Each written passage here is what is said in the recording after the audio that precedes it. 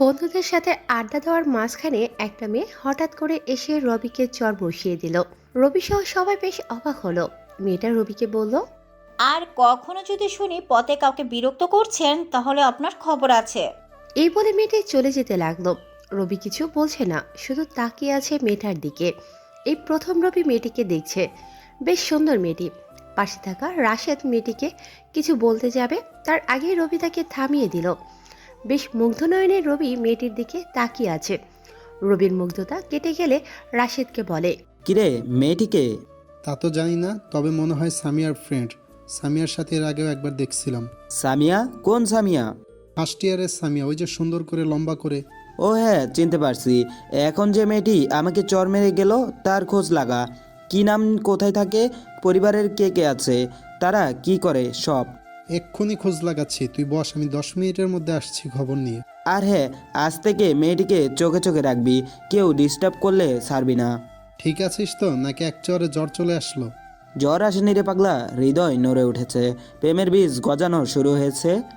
বারে এক চরে এত কিছু হয়ে গেল? তুই কখনো প্রেমে পড়িসনি, এসব তুই বুঝবি না। ঠিক আছে, মজনু হতে গিয়ে আবার রাজনীতি যাতে ছাড়তে না হয়। আমি চাইলে তুই তো আছিসই। তুই না থাকলে এখানে থাকা পোলাপাইন একটাও থাকবে না। সেসব পরে দেখা যাবে, আগে খোঁজ নে মেয়েটার ব্যাপারে। ওকে। রাশেদ হাঁটতে হাঁটতে কাকে যেন ফোন দিল। রবি বসে বসে মেয়েটির কথা ভাবছে। এত সুন্দর কেন মেয়েটা? এদিকে মেয়েটি ক্লাসে চলে গেল। ক্লাসে বসে ক্লাস করা শুরু করলো। রবি এখনো বাইকের উপর বসে মেয়েটির কথা ভাবছে। হঠাৎ রবি খেয়াল করলো তাকে চর মারা মেয়েটি ক্লাস থেকে বের হয়ে কোথায় যেন যাচ্ছে। রবি পাশে থাকা এক ছোট্ট ভাইকে বলল মেয়েটিকে ডেকে আনতে। সে গিয়ে মেয়েটিকে ডাক দিল। মেয়েটি এসে আবার রবিকে বকা দেওয়া শুরু করলো। কি সমস্যা আপনার? সেদিন সামিয়াকে বিরক্ত করছেন, আজ আবার আমাকে ডাকছেন, কি সমস্যা আপনার? মেয়েটির কথা শুনে রবি যেন আকাশ থেকে পড়ল। আজ পর্যন্ত এত মেয়ে তাকে প্রপোজ করেছেন, সবগুলোকে সে ইগনোর করেছে। আর এই মেয়ে বলে রবি নাকি সামিয়াকে ডিস্টার্ব করছে। রবি অবাক হয়ে মেয়েটির দিকে তাকিয়ে আছে। কি হলো, কথা বলছেন না কেন? এখন দেখিয়ে দিলাম, তাই লজ্জা লাগছে না? সামিয়াকে বিরক্ত করার সময় লজ্জা করেনি? এবার রবি মুখ খুলল। তোমার নাম কি? আমার নাম জেনে আপনার কোনো কাজ নেই, শুধু জেনে রাখুন সামিয়ার আশেপাশে যাতে আপনাকে আর না দেখি। তোমার কোথাও ভুল হচ্ছে মনে হয়। আমার একদম ভুল হচ্ছে না, আমি ভালো করেই জানি আপনি ছিলেন।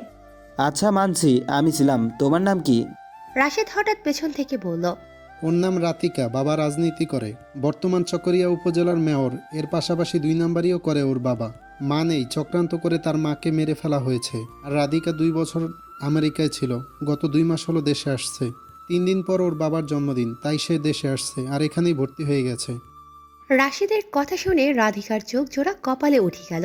এত অল্প সময়ে এত খোঁজ কিভাবে নিল? রবি রাধিকাকে বলল, কি রাধিকা, নাম বলতে এত সমস্যা কেন? না মানে, মাত্র 50 মিনিটও হয়নি, তার মধ্যে আমার ব্যাপারে এত কিছু জেনে গেলেন? আমি মানুষটা এমনই, আমার কাজগুলো সময়ের থেকে দ্রুত চলে। রবি রাধিকার সাথে কথা বলছিল, সেখানে সামিয়া এলো। রাধিকাকে বলল, কি রে, তুই এখানে কি করিস? তুই বলেছিলি না তোকে ডিস্টার্ব করছে, তাই 1 ঘন্টাও হয়নি চর মারলাম। এখন আবার আমাকে ডেকে আনছে, সাহস অনেক বেশি, তাই আমিও দেখতে এলাম কি বলে। রাধিকার কথা শুনে সামিয়া অবাক হয়ে গেল। রাধিকাকে বলল, এটা তুই কি করলি? আমি রবি ভাইয়ের কথা বলিনি। হ্যাঁ, তুই নাম বলিসনি তো কি হয়েছে? বললি তো, কালো শার্ট কালো প্যান্ট। হ্যাঁ বলেছি, কিন্তু তুই তাকে দেখিসনি ভালো করে। রবি তাদের থামিয়ে দিয়ে বলল, রাধিকা, তোমাকে আগেই বলেছিলাম তোমার কোথাও ভুল হচ্ছে, কিন্তু তুমি আমার কথা শোনোনি। সামিয়াকে যে ডিস্টার্ব করেছে সে আমি নই, অন্য কেউ। তবে সে হয়তো কালো শার্ট কালো প্যান্ট পরে আসছে, তার মানে এই নয় যে সেটা আমি। রাধিকা সামিয়ার দিকে তাকিয়ে আছে। রবি যা বলল তা সত্যি নাকি জানতে চাচ্ছে। হ্যাঁ, রবি ভাইয়ের ঠিক বলেছে। আমি তো রবি ভাইয়ের কথা তোকে বলিনি, আমি তো আরেকজনের কথা বলেছি। রাধিকা এই কথা শুনে বেশ লজ্জায় পড়ে গেল। কি বলবে ভেবে পাচ্ছে না। রবির দিকে তাকাতো বেশ দ্বিধাবোধ করছে। রাধিকা রবির দিকে অপরাধী চোখে তাকিয়ে কিছু না বলে চলে গেল। সামিয়া রবিকে রাধিকার হয়ে সরি বলল, কিন্তু রবি এসব একদম কালে নেয়নি। রাধিকা বাসায় চলে গেল। রবির পেছন থেকে রাশেদও চলে গেল। রাধিকা নিজের ভাড়া বাসায় চলে গেল আর সামিয়া নিজের বাসায়। রবি বেশ কিছু সময় ভার্সিটি অপেক্ষা করার পর বাসায় চলে এলো। রাশেদ ফোন দিয়ে বলল সামিয়া আর রাধিকার বাসার ঠিকানা। ভার্সিটি থেকে রাধিকা যাওয়ার সময় রাশেদ তাদের পিছু নিয়েছিল। রবি বসে বসে রাধিকার কথা ভাবছে। এইদিকে রাধিকা সামিয়াকে ফোন দিল। হ্যাঁ রাধিকা বল। তোর কারণে যত ঝামেলা হয়েছে, কি করব এখন বল? ওই ছেলে যে দুর্দান্ত, না জানি এতক্ষণে আমার বাসার ঠিকানা জোগাড় করে ফেলেছে। কে বলেছিল তোকে গিয়ে চর মারতে? আমি শুধু বলেছিলাম একটা ছেলে আমাকে ডিস্টার্ব করছে কয়দিন ধরে, আর সে কালো শার্ট আর কালো প্যান্ট পরেছে। তার মানে তুই এমন পোশাক পরা যাকে পাবি তাকে মারবি? আমি জানি না কি এমন ড্রেস আপে আরো একজন আছে। জানি তুই কাকে চর মেরেছিস? রকি নাকি কি নাম মনে হয়। শুধু রবি, ও হচ্ছে ভিপি। কি ভিপি? আমি কি করলাম এটা? এখন কি হবে? কি আর হবে, গিয়ে সরি বলবি। যদি ক্ষমা করে দেয় তাহলে ঠিক আছে, আর যদি ক্ষমা না করে তাহলে ভার্সিটি থেকে ট্রান্সফার হয়ে যাবি। কোন কারণে যে বাবার ক্ষমতা দেখাতে গেলাম, না জানি এখন কি হয়। আরে এত চিন্তা করিস না, একটু ইনোসেন্ট হয়ে রবি ভাইয়াকে সরি বলবি, তাহলে আশা করি রবি ভাইয়া আর তোকে কিছু করবে না। জানি না, আমার খুব ভয় হচ্ছে। এত ভয় পেতে হবে না, রবি ভাইয়া এমনিতে অনেক ভালো মানুষ। কাল তুইও আমার সাথে যাবি, সরি বলবো। আচ্ছা যাব, তুই এইসব নিয়ে চিন্তা করিস না। তাও কেমন যেন লাগছে। আরে এত চিন্তা করিস না, দেখিস রবি ভাইয়া তোকে ক্ষমা করে দিবে। রাধিকাকে অনেক বোঝানোর পর শান্ত হয়ে ফোন কাটলো, কিন্তু মনে মনে চিন্তা রয়ে গেল কখন সকাল হবে, রবির কাছে যাবে আর সরি বলবে। এসব ভাবতে ভাবতে অর্ধ রজনী পার হয়ে গেল। এইদিকে রবি ও রাধিকার কথা ভাবছে। রাত 12:20 হতে রবির ফোনে বেজে উঠল। রাশেদ ফোন দিচ্ছে। রবি ফোন ধরে কানে দিল। হ্যাঁ রাশেদ বল। সামিয়াকে যে ডিস্টার্ব করছে তার খবর পাইছি। ও ভালো, তা কে সেই মহান মানুষ? একটু বল, আমিও শুনি। নিলয় সামিয়াকে ডিস্টার্ব করছে। যাক, ভালোই হলো, কাল দেখা করছি তাহলে ওর সাথে। রাশেদ ফোন কেটে দিল আর নিলয়কে ফোন দিয়ে রবি দেখা করবে বলল। তারপর রাশেদ ফোন কেটে দিল। এইদিকে রাধিকার কথা ভাবতে ভাবতে রবি ঘুমের দেশে পাড়ি দিল। সকালে ঘুম থেকে উঠে সোজা ভার্সিটিতে চলে গেল। নিলয় আগে থেকে বসে রবির জন্য অপেক্ষা করছে। রবি যেমন শান্ত তেমন রাগী, সেটা সবাই জানে। নিলয় ভয়ে ভয়ে অপেক্ষা করছে। রবি যেতে নিলয় দাঁড়িয়ে গেল, সাথে তার বন্ধুও আছে। রবি গিয়ে দাঁড়াতে নিলয় রবির সামনে এলো। আসসালামু আলাইকুম ভাই। ওয়ালাইকুম আসসালাম। কি নিলয়, আজকাল নাকি মেয়েদের ডিস্টার্ব করছো?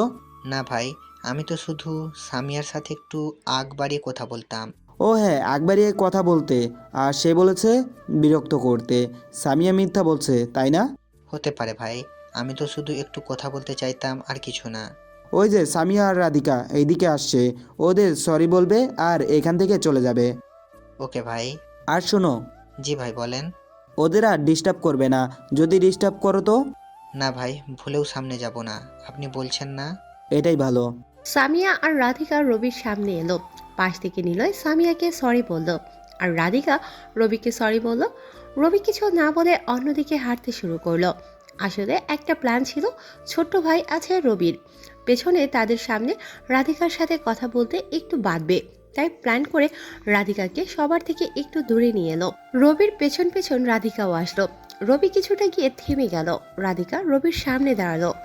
আসলে কাল রাত থেকে আমার ভালো করে ঘুমটাও হয়নি। আপনার সাথে কি একটা অন্যায় করে ফেলেছি আমি।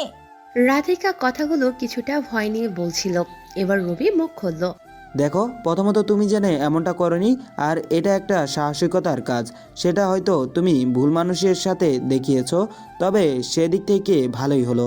কি ভালো হলো? দেখো রাধিকা, আমি ঘুরিয়ে কথা বলতে লাইক করি না, যা বলি সোজাসাপটা বলি। এই প্রথম শুনলাম কোনো রাজনীতিবিদ সোজা কথা বলে। দেখো, আমি পার্সোনাল লাইফ আর প্রফেশনাল লাইফ আলাদা করে দেখতে পারি, সেই হিসাবে এখন পার্সোনাল লাইফ থেকে কথাগুলো বলতে চাই।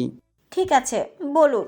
দেখো, তুমি বিশ্বাস নাও করতে পারো, কাল তুমি যখন হঠাৎ এসে আমাকে চর মারলে আমার ভীষণ রাগ হয়েছিল, কিন্তু যখন তোমার মুখটা দেখলাম সব রাগ যেন নিমিষেই হারিয়ে গেল। এক কথায় প্রথম দেখায় আমি তোমাকে ভালোবেসে ফেলেছি। তুমি বলতে পারো প্রথম দেখায় ভালোবাসা যায় নাকি, কিন্তু আমি কেন জানি না প্রথম দেখাতে তোমাকে ভালোবেসে ফেলেছি। এখন তুমি কি আমাকে ভালোবাসবে? আমি আপনার কথায় কিছু বুঝতে পারছি না। দেখো, তোমাকে এখনই উত্তর দিতে হবে এমন কথা নেই, চাইলে ভেবে তারপর বলতে পারো। তবে আমি আশা রাখবো তুমি হ্যাঁ বলবে। তাহলে আমি এখন আসি। যাও, তবে তোমার নাম্বারটা দিয়ে যাও। নাম্বার কেন আবার? তুমি ভালো করে জানো তোমার নাম্বার নেওয়া কয়েক মিনিটের ব্যাপার, আমি চাই সেটা তুমি নিজে থেকে দাও। ওকে নেন। রাধিকা নিজের নাম্বার রবিকে দিল। তারপর রাধিকা চলে গেল। রবি তারপর ছেলেদের সামনে এসে দাঁড়ালো। আজ রবির ক্লাস ঘরে দেখতে মন চাইছে। সব ক্লাস ঘরে দেখলো। শেষে রাধিকার ক্লাসে গেল। দেখলো পড়াশোনা রাধিকা ভালোই করে। সেদিনের মতো ভার্সিটির ছুটি হয়ে গেল। রাতে রবি বসে বসে রাধিকার কথা ভাবছে। রাধিকাকে কিভাবে পটাবে সেটাতেই চিন্তা রবির। হঠাৎ মনে হলো রাধিকাকে ফোন দিলে খারাপ হবে না। যে ভাবা সেই কাজ। ফোন দিল কিন্তু ধরলো না। দ্বিতীয়বার ফোন দিতে ধরলো। কি ব্যাপার, এত ফোন দিচ্ছেন? ফোন ধরছি না, সেটার কারণ তো বুঝতে হবে। রাধিকা, আমি রবি বলছি। আপনি? সরি, আসলে আমি চিনতে পারিনি। সমস্যা নেই, কি করছিলে? বসে আছি, আপনি? তোমার কথা ভাবছিলাম। আচ্ছা, এত রাতে ফোন দিয়ে ডিস্টার্ব করলাম না তো? না না, ডিস্টার্ব হবো কেন? সমস্যা নেই, বলুন। তো আমার ব্যাপারটা ভাবলে তো? দেখুন, আমি কেন জানি না আপনাকে ভালোবাসতে পারবো না। তোমার কোনো সমস্যা হলে আমাকে বলতে পারো, সেটা আমি সমাধান করব। আপনি আমাকে ভালোবাসেন, তার মানে এই নয় আমাকেও ভালোবাসতে হবে। তার মানে তুমি আমাকে ভালোবাসতে পারবে না? ক্ষমা করবেন, আমি পারবো না। আশা করি আপনি আমাকে জোর করবেন না। তুমি কি আরেকবার ভেবে দেখতে পারো না? আমি খুব ভালো করে ভেবে তারপর বলছি। আশা করি আপনি আমার পথে বাধা হবেন না। রবি উপরের দিকে তাকিয়ে এক দীর্ঘশ্বাস নিল আর বলল, ঠিক আছে, আমি তোমার পথের বাধা হব না। তবে তুমি যেদিন আমাকে ভালোবাসবে সেদিন আমি তোমাকে চাইবো। রাধিকাকে আর কিছু বলতে না দিয়ে রবি ফোন কেটে দিল। রাধিকার এমন আচরণে রবি কষ্ট পেল। পরদিন ভার্সিটিতে গিয়ে বাইকের উপর শান্তভাবে বসে আছে। রবি একটু বেশি শান্ত হয়ে আছে দেখে একদম মনে হচ্ছে না সে ভার্সিটির ভিপি। রাশেদ এই মন খারাপের কারণ জানতে চাইল। তারপর রবি রাধিকার সাথে রাতে কথা হওয়ার সব বলল। আরে ইয়ার, তুই যদি এটা নিয়ে মন খারাপ করিস তাহলে কি হয় বল? তার থেকে ভালো আমরা প্ল্যান করি কিভাবে তুই রাধিকাকে প্রেমে ফেলবি। কথাটা তুই ভুল বলিসনি, কিন্তু কিভাবে রাধিকাকে প্রেমে ফেলা যায় বলতো? আগে আমাদের জানতে হবে রাধিকা কখন কোথায় যায়। তারপর জানতে হবে তার কি কি পছন্দ, খাওয়া দাওয়া কিংবা পোষা প্রাণী থেকে ব্রান্দায় আসা পর্যন্ত। কালকে ওর বাবার জন্মদিন, চাইলে আমরা তাকে সারপ্রাইজ দিতে পারি। না, চক্রিয়াতে ওর বাবা থাকে, সেখানে যাওয়া যাবে না। আর গেলে রাধিকা খারাপ কিছু ভাবতে পারে। এই সময় আমাদের এমন কিছু করতে হবে যাতে রাধিকার মনে হয় আমরা খুব ভালোভাবে চলি, মানে এক কথায় তার সামনে খুব ভালো হতে হবে। তাহলে সবাইকে বলে দিও যাতে রাধিকাকে দেখলেই সালাম করে। তাই কর। রাধিকার জন্য আমি সিনেমার স্টাইলে অন্য কিছু করব। কি করবি? প্রতি রাতে তাকে বিরক্ত করব। যদিও সে আমার করা কাজে বিরক্ত হবে না, তবে আমার করা কাজকে সে ভীষণভাবে ভালোবাসবে, তবে আমাকে না দেখে। কিভাবে সেটা? সেটা নির্ভর করবে রাধিকা কি পছন্দ অপছন্দ আর রাতে সে কি করে তার উপর। তাহলে এক্ষুনি খোঁজ লাগাই তার কি পছন্দ অপছন্দ আছে জানতে। দেরি নয় তবে। রাশেদের সাথে কথা শেষ করে বাইক নিয়ে রবি অন্যদিকে চলে গেল। কাল রাধিকার বাবার জন্মদিন। রবি জানে সামিয়া সেখানে যাবে। আর যদি সেখানে সামিয়াকে কাজে লাগানো যায় তবে খারাপ নয়। একটু পর রবি বাইক নিয়ে ফিরে আসলো।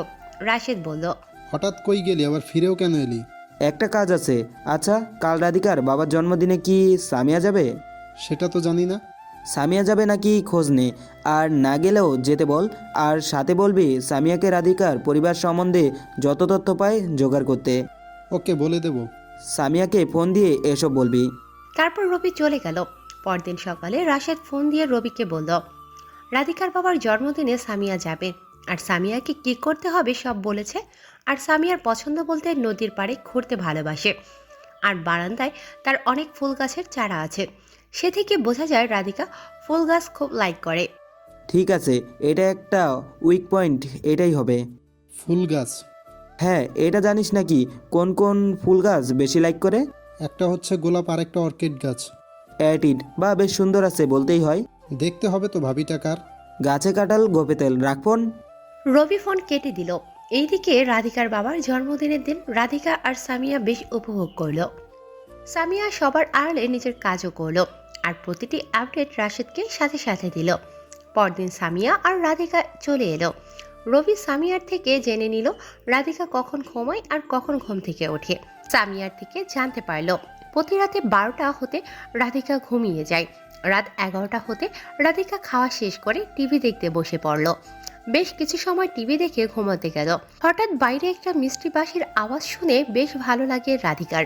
রাধিকা আওয়াজটা শুনে কোত্থেকে এলো দেখতে বেলকনিতে আসলো, কিন্তু বাঁশির আওয়াজ দেওয়া মানুষটার মুখ দেখতে পেল না। সাইকেল চালিয়ে চলে গেল। পরপর আরও 3 দিন এমন হলো, কিন্তু রাধিকা সে মানুষটাকে দেখতে পেল না। আজ রাতেও অপেক্ষা করছে কখন সে সাইকেলওয়ালা আসবে আর বাঁশি বাজাবে। রাত 11টা বেজে গেল। রাশেদকে ফোন দিল রবি। রবি বল। এতদিন ধরে দেখছি রাধিকাকে ওই উপায়ে কিছু করা যাচ্ছে না, এখন কি করি বলতো? আসলে কি এখনো রাধিকা তোর সেই বাঁশির আওয়াজ শুনেনি নাকি চুপচাপ শুনে? সেটা তো জানি না। তাহলে আজ একটা কাজ কর, প্রতিদিন তো 12টায় যাস, আজ আরও 10 মিনিট পরে যাবি। যদি ততক্ষণে ঘুমিয়ে যায়? যদি ততক্ষণে ঘুমিয়ে যায় তাহলে মনে করবি তোর বাঁশির আওয়াজ তার কানে পৌঁছালো, মনে যাচ্ছে না। আর যদি তোর বাঁশির আওয়াজ শুনে বাইরে আসে তাহলে মনে করবি সে লাইনে চলে আসছে। ওকে, দেখি তোর এই টেকনিক কতটা কাজে দেয়। তা তো জানি না, তবে আমার মনে হয় কাজ দেবেই। ওকে, রাখছি তবে। রবি ফোন কেটে দিল। প্রতিদিনের মতো সাইকেল নিয়ে বের হলো। রাধিকার বাসার চারিপাশে ঘুরে দেখলো, তবে এখনো বাঁশির বাজায়নি। 12টা 10 হতেই রবি প্রতিদিনের মতো বাঁশি বাজিয়ে চলে গেল। পেছনে ঠিক রাশেদ ছিল। কতটা কাজ হয় দেখার জন্য রাশেদকে নিয়ে এসেছে। রবির বাঁশির আওয়াজ শুনে রাধিকা দৌড়ে বের হলো। এতক্ষণ তো সে চিন্তায় ছিল বাঁশিওয়ালা কখন আসবে, দেরি হয়ে যাচ্ছে, তাও আসে না। এক প্রকার ভয় ছিল। রবির বাঁশির আওয়াজ শুনে রাধিকা এক হাসি দিল। রাশেদ নিচ থেকে যাওয়ার সময় রাধিকা দেখে ফেলল। উপর থেকে রাধিকা রাশেদকে ডাক দিল। রাশেদ ভাই, এত রাতে আপনি কই যান? রাশেদ নিচ থেকে বড় করে বলল, কোথাও না, এমনি হাঁটতে বের হয়েছি। একটু আগে যে একটা সাইকেল নিয়ে একটা ছেলে গেল, তাকে কি দেখেছেন? দেখছি, কিন্তু চেহারা দেখিনি, ক্যাপ পরা ছিল তো তাই। কেন, কোনো সমস্যা? না, আসলে ছেলে খুব সুন্দর বাঁশি বাজায়। আচ্ছা, আমি আসি, কোনো সমস্যা হলে জানাবে। ঠিক আছে। রাশেদ তো মনে মনে সেই খুশি, তার টেকনিক কাজ দিয়েছে। রাশেদ সেখান থেকে চলে এলো। পাশের চেয়ারে দোকানে রবির রাশেদের জন্য অপেক্ষা করছে। কতটা কাজ হলো রাশেদের থেকে জানতে বলে। একটু পর রাশেদ এলো আর রাধিকার সাথে হওয়া সব কথা বলল। রবি তো সেই খুশি, কিন্তু রাধিকাকে কখনো বুঝতে দেওয়া যাবে না ওটা রবি ছিল। রাতে এসে রবি ঘুমিয়ে গেল। সকালে ভার্সিটি গেল। রাধিকা আর সামিয়া একসাথে ক্লাসের দিকে যাচ্ছে। রাশেদ রবির কথায় সামিয়াকে ডাক দিল। সামিয়ার সাথে রাধিকাও এলো। রাশেদ সামিয়াকে একটু সবার থেকে আলাদা জায়গায় নিয়ে গেল। সামিয়ার হাতে একটু হলুদ খাম দিয়ে বলল সেই খামটা সামিয়ার কাজের জন্য। সামিয়া জিজ্ঞেস করছিল সেখানে কি আছে, কিন্তু রাশেদ বলেনি। খামটা বাসায় গিয়ে খুলতে বলল। এদিকে রাধিকা রবির সামনে দাঁড়িয়ে আছে আর রবি অন্যদিকে তাকিয়ে আছে। রবি রাধিকাকে ইগনোর করছে যেন রাধিকা রেগে যায় আর রবিকে কিছু বলে। রবির এমন ইগনোর করা দেখে রাধিকা বলল, কি ব্যাপার, আমাকে ইগনোর করছেন মনে হচ্ছে? রাধিকার কথা শুনে রবি না শোনার ভান করছে। রাধিকা আবার বলল, আপনাকে কিছু বলছি আমি। রবি এবার তার পেছনে থাকা ছেলেদের দিকে তাকিয়ে আবার রাধিকার দিকে তাকালো আর বলল, তুমি আমাকে কিছু বলছো? তো অন্য কাউকে বলছি নাকি? না, পেছনে তো অনেকেই আছে, তাই বুঝতেছি না কাকে বলছো। রাজনীতি না করে ভালো অভিনয় করতে পারতেন। আচ্ছা, আপনার রাজনীতির প্রতি এত রাগ কেন? আমি দেখছি আমার বাবাকে রাজনীতি করতে, সেই হিসাবে রাজনীতি কেমন তা আমি কিছুটা জানি। তোমার বাবার মতো রাজনীতি আমি করলে এই শহরে এতদিনে 10টা বাড়ি থাকতো আমার। বেশ কম সবাই এমনই। সবাই করে না, এই যে দেখো, আমি কখনো 2 নাম্বারই করিনি, হলপ করে বলতে পারি। হয়েছে, আমি তর্ক করতে আসিনি। কেন ডাকছে সামিয়াকে? আমি কখন ডাকলাম? রাশেদ তো আপনার কথাই ডাকছে। সেটা তো দেখাই যাচ্ছে, স্বামীর সাথে কথা কে বলছে। সামিয়া রাশেদের সাথে কথা শেষ করে এলো। রাধিকাকে নিয়ে ক্লাসে চলে গেল। খামটা সামিয়ার হাতেই আছে। রাধিকা যেতে যেতে সামিয়াকে জিজ্ঞেস করলো এটা কিসের খাম, কিন্তু সামিয়া তো জানে না, তাই সে জানে না বলল। দুইজন ক্লাসে চলে গেল। রবি ফুল গাছ নিতে গেল। সেখানে একটা মাত্র অর্কিড গাছ আছে। রাধিকাও অর্কিড গাছের জন্য এলো। একটা মাত্র অর্কিড গাছ কে নেবে চিন্তায় পড়ে গেল। শেষে রবি রাধিকাকে বলল, তোমার লাগলে এটা তুমি নিয়ে যাও। কিন্তু আপনারও তো লাগবে। হ্যাঁ, আমার লাগতো, সমস্যা নেই, পরে কোনো সময় আমি নিয়ে যাব। এটা তুমি নিয়ে যাও। সত্যি আপনি পরে নিতে পারবেন তো? হ্যাঁ, নিতে পারবো। তোমার ব্রান্দায় এই গাছটা রেখো, খুব সুন্দর দেখাবে। আপনি লুকিয়ে আমাকে দেখেন নাকি? আমি দেখি না, বরং তুমি আমাকে দেখার চেষ্টা করো। মোটেও না। আমি কেন আপনাকে দেখতে যাব? তাও ঠিক, আচ্ছা এই আর্কিড তুমি নাও, চললাম আমি। এই বলে রবি হাঁটা শুরু করলো। পেছন থেকে রাধিকা ডাক দিল, এই যে শোনেন। আবার কি? ধন্যবাদ। আসি তবে। রবি রাধিকাকে এখনো একটু ইগনোর করলো, যাতে সে রবির প্রতি আকৃষ্ট হয়। রাধিকা তো মনে মনে বলছে, তাকে এত ইগনোর করছে কেন। রাধিকাকে রেখে রবি চলে এলো। এটাও একটা প্ল্যান ছিল। সামিয়ার থেকে জেনেছে রাধিকা আজ অর্কিড গাছের জন্য আসবে, আর রবি সেইটা কাজে লাগালো। বিকেলে সবাই বাসায় চলে যায়। সামিয়া হলুদ খাম খুলে দেখে তার মধ্যে 10,000 টাকা আছে। সামিয়া বুঝতে পারে সে টাকা কেন দেওয়া হয়েছে তাকে। আবারও রাত 12টা 10 পর্যন্ত অপেক্ষা করছে রাধিকা, কিন্তু এখনও সেই বাসিওয়ালা আসছিল না। প্ল্যানিং করছে রবি আজ আরও 10 মিনিট পর যাবে। রাধিকাও অনেকক্ষণ অপেক্ষা করে সেই বাঁশির আওয়াজ না পেয়ে শুয়ে পড়ল। হঠাৎ বাঁশির আওয়াজ শুনে রাধিকা এক লাফে শোয়া থেকে উঠে গেল। বারান্দায় এসে দেখে বাঁশিওয়ালা বাঁশি বাজাতে বাজাতে চলে যাচ্ছে। রাধিকা প্ল্যানিং করল, আজ তো দেখলাম না, কাল ঠিকই দেখব। প্রয়োজনে রাস্তায় গিয়ে দাঁড়িয়ে থাকবো। পরের দিন তাই করলো। রাধিকা আগে থেকে রাস্তায় গিয়ে দাঁড়িয়ে থাকলো। রবি বাঁশি বাজিয়ে যেতেই রাধিকা সামনে চলে এলো। রাস্তায় রাধিকাকে পথ আটকাতে দেখে রবি সাইকেল নিয়ে উল্টো পথে যেতে শুরু করে। রাধিকার হাতে ধরা না দিয়ে রবি এক সময় চলে গেল। রাধিকা পথ চেয়ে থাকলো। কিছু সময় পর রাধিকা বাসায় ঢুকে গেল। এইদিকে রবি সাইকেল নিয়ে বাসায় চলে এলো। রাতে রাশেদকে ফোন দিয়ে রাধিকার সাথে ঘটে যাওয়া সব কথা বলল। রাশেদ শুনে তো সেই হাসি। রবি ফোন কেটে দিয়ে ঘুমিয়ে গেল। সকালে ভার্সিটিতে গিয়ে দেখলো সবাই যার যার মতো ক্লাসে যাচ্ছে আসে। রবি সবাইকে নিয়ে বসে আছে। হঠাৎ সামিয়া এসে রাশেদের সাথে কথা বলতে চাইলো। রাশেদ সামিয়াকে নিয়ে একটু আলাদা হয়ে দাঁড়ালো। এসবের কি দরকার ছিল? খাম দেওয়াটা নাকি? হ্যাঁ, টাকা না দিলেও হতো। এসব তো রবি দিছে, আমার কি করার এখানে? তাও এখন কেমন যেন অন্যরকম লাগছে। সমস্যা নাই, রেখে দাও। আর রবি কিছু জিজ্ঞেস করলে বলবে। ধন্যবাদ। সামিয়া রাশেদের কাছ থেকে ফিরে এসে রবিকেও ধন্যবাদ দিল। রবি কিছু না বলে একটা মিষ্টি হাসি দিল। রাধিকা তো জিজ্ঞেস করে বসলো, কেন ধন্যবাদ দিলি, আর রাশেদই বা কেন ডাকলো। সামিয়া এসব না বলে রাধিকাকে হাত ধরে টেনে নিয়ে গেল। এইদিকে রাধিকা ক্লাসে বসে থাকলেও তার মনোযোগ নেই। চিন্তা করছে সেই বাঁশিওয়ালার কথা। কত সুন্দর করে বাঁশি বাজায়, কিন্তু মানুষটা কেমন তা তো জানে না। শত চিন্তা মাথায় নিয়ে কোনো রকম একটা ক্লাস শেষ করে। আর কোনো ক্লাস না করে রাধিকা সামিয়াকে নিয়ে বের হয়ে যায়। দুজন পাশে থাকা ফুচকার দোকানে একটা বসার জায়গা বসে পড়ে। ফুচকা খেতে খেতে রাধিকা প্রতিদিন বাঁশির আওয়াজ শোনার কথা সামিয়াকে বলে। সামিয়া একটু চিন্তা করে, হঠাৎ মুচকি হাসতে শুরু করে। কারণ সামিয়া বুঝতে পেরে যায় রাধিকাকে পটাতে চাওয়া সেই প্রেমিকটা কে। সামিয়ার হাসি দেখে রাধিকা বলে, কি হলো? এত মিটমিট হাসার কি আছে বুঝলাম না। কোথায় লোকটাকে দেখতে একটা কিছুটা করবি, তা না করে উল্টা হাসতিছিস। আচ্ছা বল, তাকে কেমন লাগে? কখনো তো দেখিনি, তবে বলতে পারিস তার বাঁশির আওয়াজ যে কারো মন কেড়ে নিতে পারে। তুইও প্রেমে পড়েছিস নাকি? বলতে পারিস। যদি দেখিস সে তোর পরিচিত কেউ, তখন কি করবি? প্রেম করব, যদি সে রাজনীতি না করে। তাদের কথাগুলি রবি শুনছিল, কারণ সামিয়া আর রাধিকা বসার পেছনে রবি তার ছেলেদের নিয়ে বসেছিল। রাধিকার কথা শুনে রবির রাগ উঠে গেল। পেছন থেকে উঠে রাধিকার সামনে এসে রাগী গলায় বলল, এই মেয়ে, কি সমস্যা তোমার? আমি কি করলাম আপনাকে? রাজনীতিকে তুমি কি মনে করো? তোমার বাবার মতো 2 নাম্বার? যেখানে যাই সেখানেই রাজনীতি করলে হবে না। তোমার কারণে ঠিকমতো ঘুমাতেও পারি না আমি। কেন? আমি কি করলাম? তুমি আর কখনো রাজনীতি নিয়ে কথা বলবে না। কি আইডিয়া আছে তোমার রাজনীতি নিয়ে? যত খারাপ কিছু শেখার আছে সব তোমার বাবার থেকে শিখছো। হ্যাঁ, আমি নিজে যা দেখেছি তা শিখবো না তো কি শিখবো? কত বছর দেখছো তুমি তোমার বাবার রাজনীতি? ছোট থেকে তা দেখে আসছি। আজ থেকে 7 দিন তুমি আমার সাথে থাকবে, প্রতিদিন ভার্সিটিতে আসবে। এই 7 দিনে একটা ক্লাসও করতে পারবে না। রাজনীতি আমি কিভাবে করি সেটা তোমাকে দেখাবো। আর রাজনীতি নিয়ে তোমার যে ভুল ধারণা আছে সব ভেঙে দেব।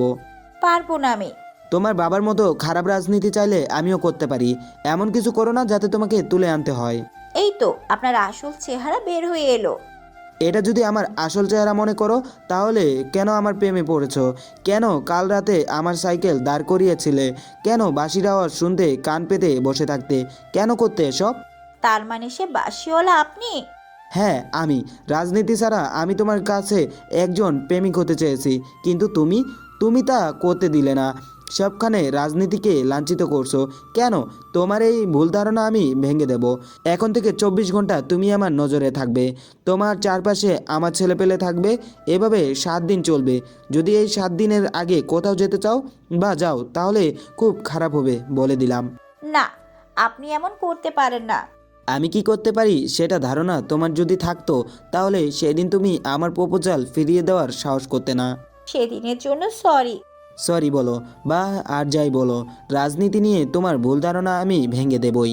আমার পেছনে থাকা ছেলেপেলে সব আমার ছেলেপেলে সেজে অন্য কেউ তোমার ক্ষতি করতে পারে। প্লিজ এমনটা করবেন না। আমি মুখ দিয়ে যা বলি তাই করি। তোমার সময় কাল থেকে শুরু। খুব দরকারি কোথাও যেতে হলে আমাকে ফোন দিবে। আপাতত তুমি এখন থেকে আমার নজরে থাকবে। আসি। রাধিকা কি বলবে বুঝতে পারছে না। এমনিতেই সে কোনো ঝামেলায় জড়াতে চায় না, তার উপর রবির এমন কথাগুলো শুনে বেশ অস্থির লাগছে। রবি চলে গেল। রাধিকা রবিকে কিছু বলতে না পেরে বাসায় চলে এলো। বিকেলে রবিকে ফোন দিল। রবির ফোন সাইলেন্ট ছিল, যার জন্য ফোন ধরতে পারেনি। রাধিকা পরপর 3বার ফোন দিল, কিন্তু তাতেও কিছু হয়নি। রবি ফোন ধরেনি। আরও কিছু সময় পর রবি ফোনটা হাতে নিয়ে দেখে 4টা কল, 3টা রাধিকার, 1টা রাশিদের। রবি রাধিকার কল বেশি দেখে রাধিকাকে ফোন দিল। প্রথম রিং বাজতে রাধিকা ফোন তুলল। এত ফোন দিছো কেন? তুমি ঠিক আছো তো? আমি ঠিক আছি, কিন্তু আপনি ফোন ধরেননি কেন? ফোন সাইলেন্ট ছিল।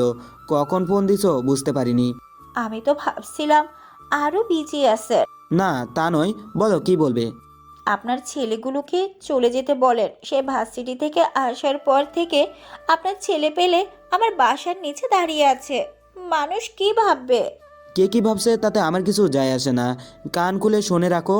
ওরা সারাক্ষণ তোমার চারপাশে থাকবে। কখনো দেখবে তাদের, আবার কখনো আড়ালে থাকবে তারা। এমন করলে আমি এখান থেকে চলে যাব। চাইলেও যেতে পারবে না। প্রথম কারণ, আমি প্রিন্সিপালকে বলে দিছি তোমাকে ট্রান্সফার সার্টিফিকেট চাইলেও না দিতে। দ্বিতীয়ত কারণ, তুমি তোমার বাবার বাসা থেকে পড়াশোনা এমনিতেই করবে না। ঠিক আছে, বলেন কি করলে আপনি এই ছেলেদেরকে এখান থেকে সরিয়ে নেবেন? 2টা সত্য থাকবে। যদি রাখতে পারো তাহলে ছেলেপেলে সরিয়ে নেব, আর যদি না মানতে পারো তাহলে তারা সেখানেই থাকবে। আগে বলেন কি সত্য? সত্যগুলো একদম সিম্পল। প্রথম সত্য, তুমি এই 7 দিন আমি রাজনীতি কিভাবে করি তাতে তোমার বাবার মতো কিছু আছে নাকি, মানে 2 নাম্বারই তা দেখবে। আর দ্বিতীয় সত্য? দ্বিতীয় সত্য, এই 7 দিন তুমি আমার সাথে রাত জেগে কথা বলবে, আমার সাথে ঘুরতে যাবে। প্রথম সত্যে আমি রাজি, কিন্তু দ্বিতীয় সত্যটা মানতে পারবো না। 2টাই মানতে হবে, নয়তো ছেলেরা তোমার বাসার নিচ থেকে যাবে না। রাধিকা একটা বড় গোলক ধাঁধার মধ্যে পড়ে গেল। কি করবে বুঝতে পারছে না। ছেলেগুলোকে সরিয়ে নেওয়ার জন্য হলেও রবির সাথে রাজি হতে হয়। অনেক ভেবে রাধিকা বলল, ঠিক আছে, আমি 2টা সত্যই মানবো, তবে এই ছেলেগুলোকে এক্ষুনি এখান থেকে সরিয়ে নেন। ওকে, 1 মিনিটের মধ্যে তারা চলে যাবে। কাল সকাল 9টায় ভার্সিটিতে চলে আসবে। রাখছি। রবি ফোন কেটে দিয়ে রাধিকার বাসার সামনে দাঁড়িয়ে থাকা ছেলেগুলোকে ফোন দিল আর সেখান থেকে চলে যেতে বলল। 1 মিনিট না হতেই ছেলেগুলো সেখান থেকে চলে গেল। রাধিকা ছেলেগুলোর চলে যাওয়া দেখে একটা স্বস্তির নিঃশ্বাস ফেলে। রবি এবার রাশেদকে ফোন করে। বেশ কিছু সময় দুজন কথা বলে। প্রিন্সিপাল থেকে জানতে পারে ভার্সিটিতে কোনো রাজনৈতিক নেতা আসবে, আর রাশেদের সেসব সামলাতে হবে। রবি তেমন সময় দিতে পারবে না। ফোন কেটে একটা স্বস্তির নিঃশ্বাস ফেলে।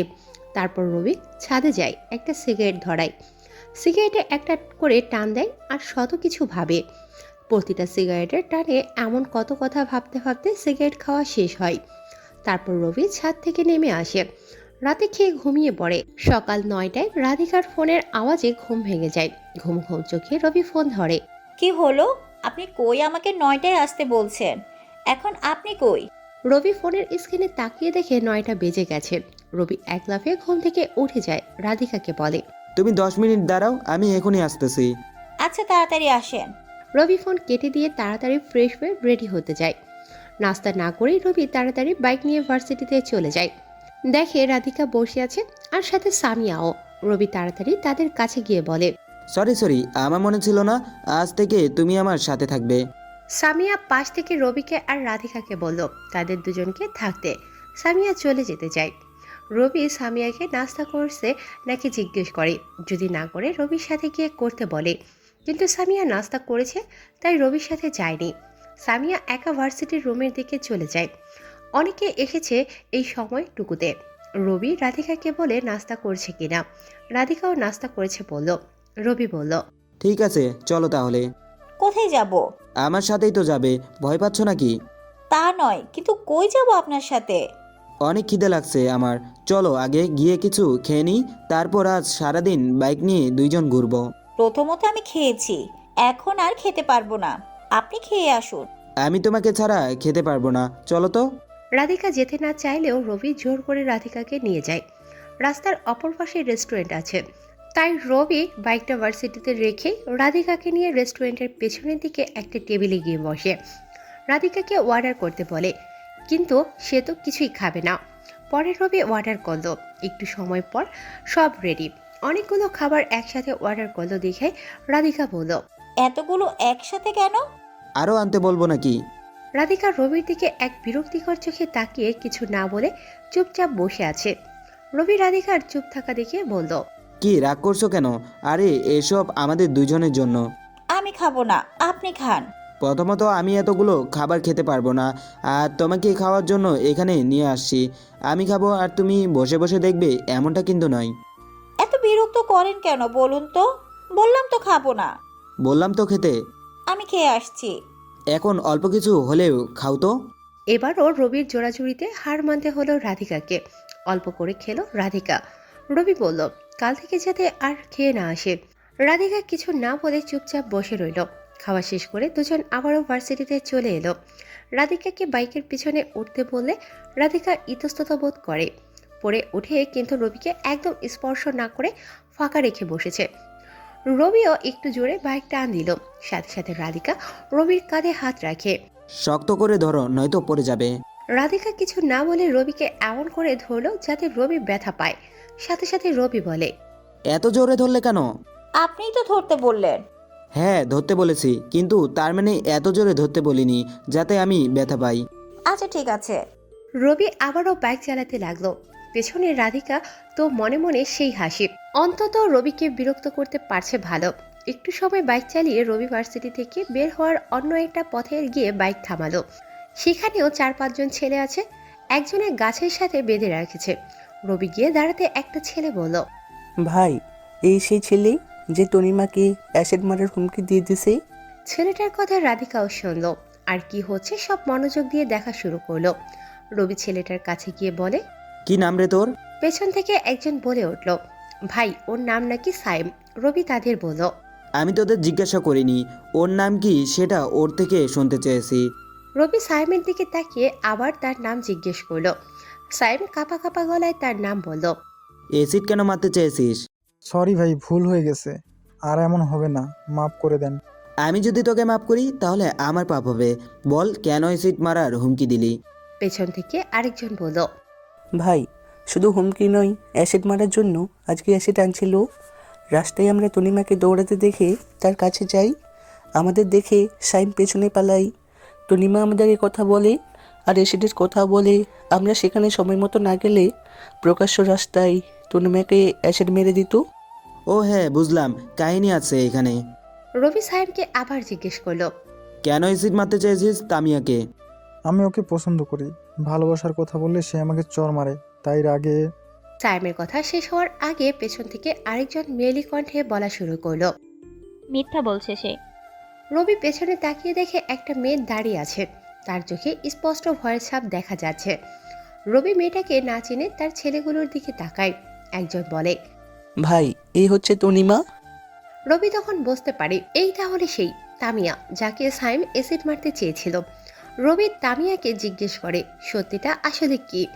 তামিয়া বলা শুরু করে, আমি ভার্সিটিতে যাওয়া আর আসার সময় সাইম আমাকে বিরক্ত করে।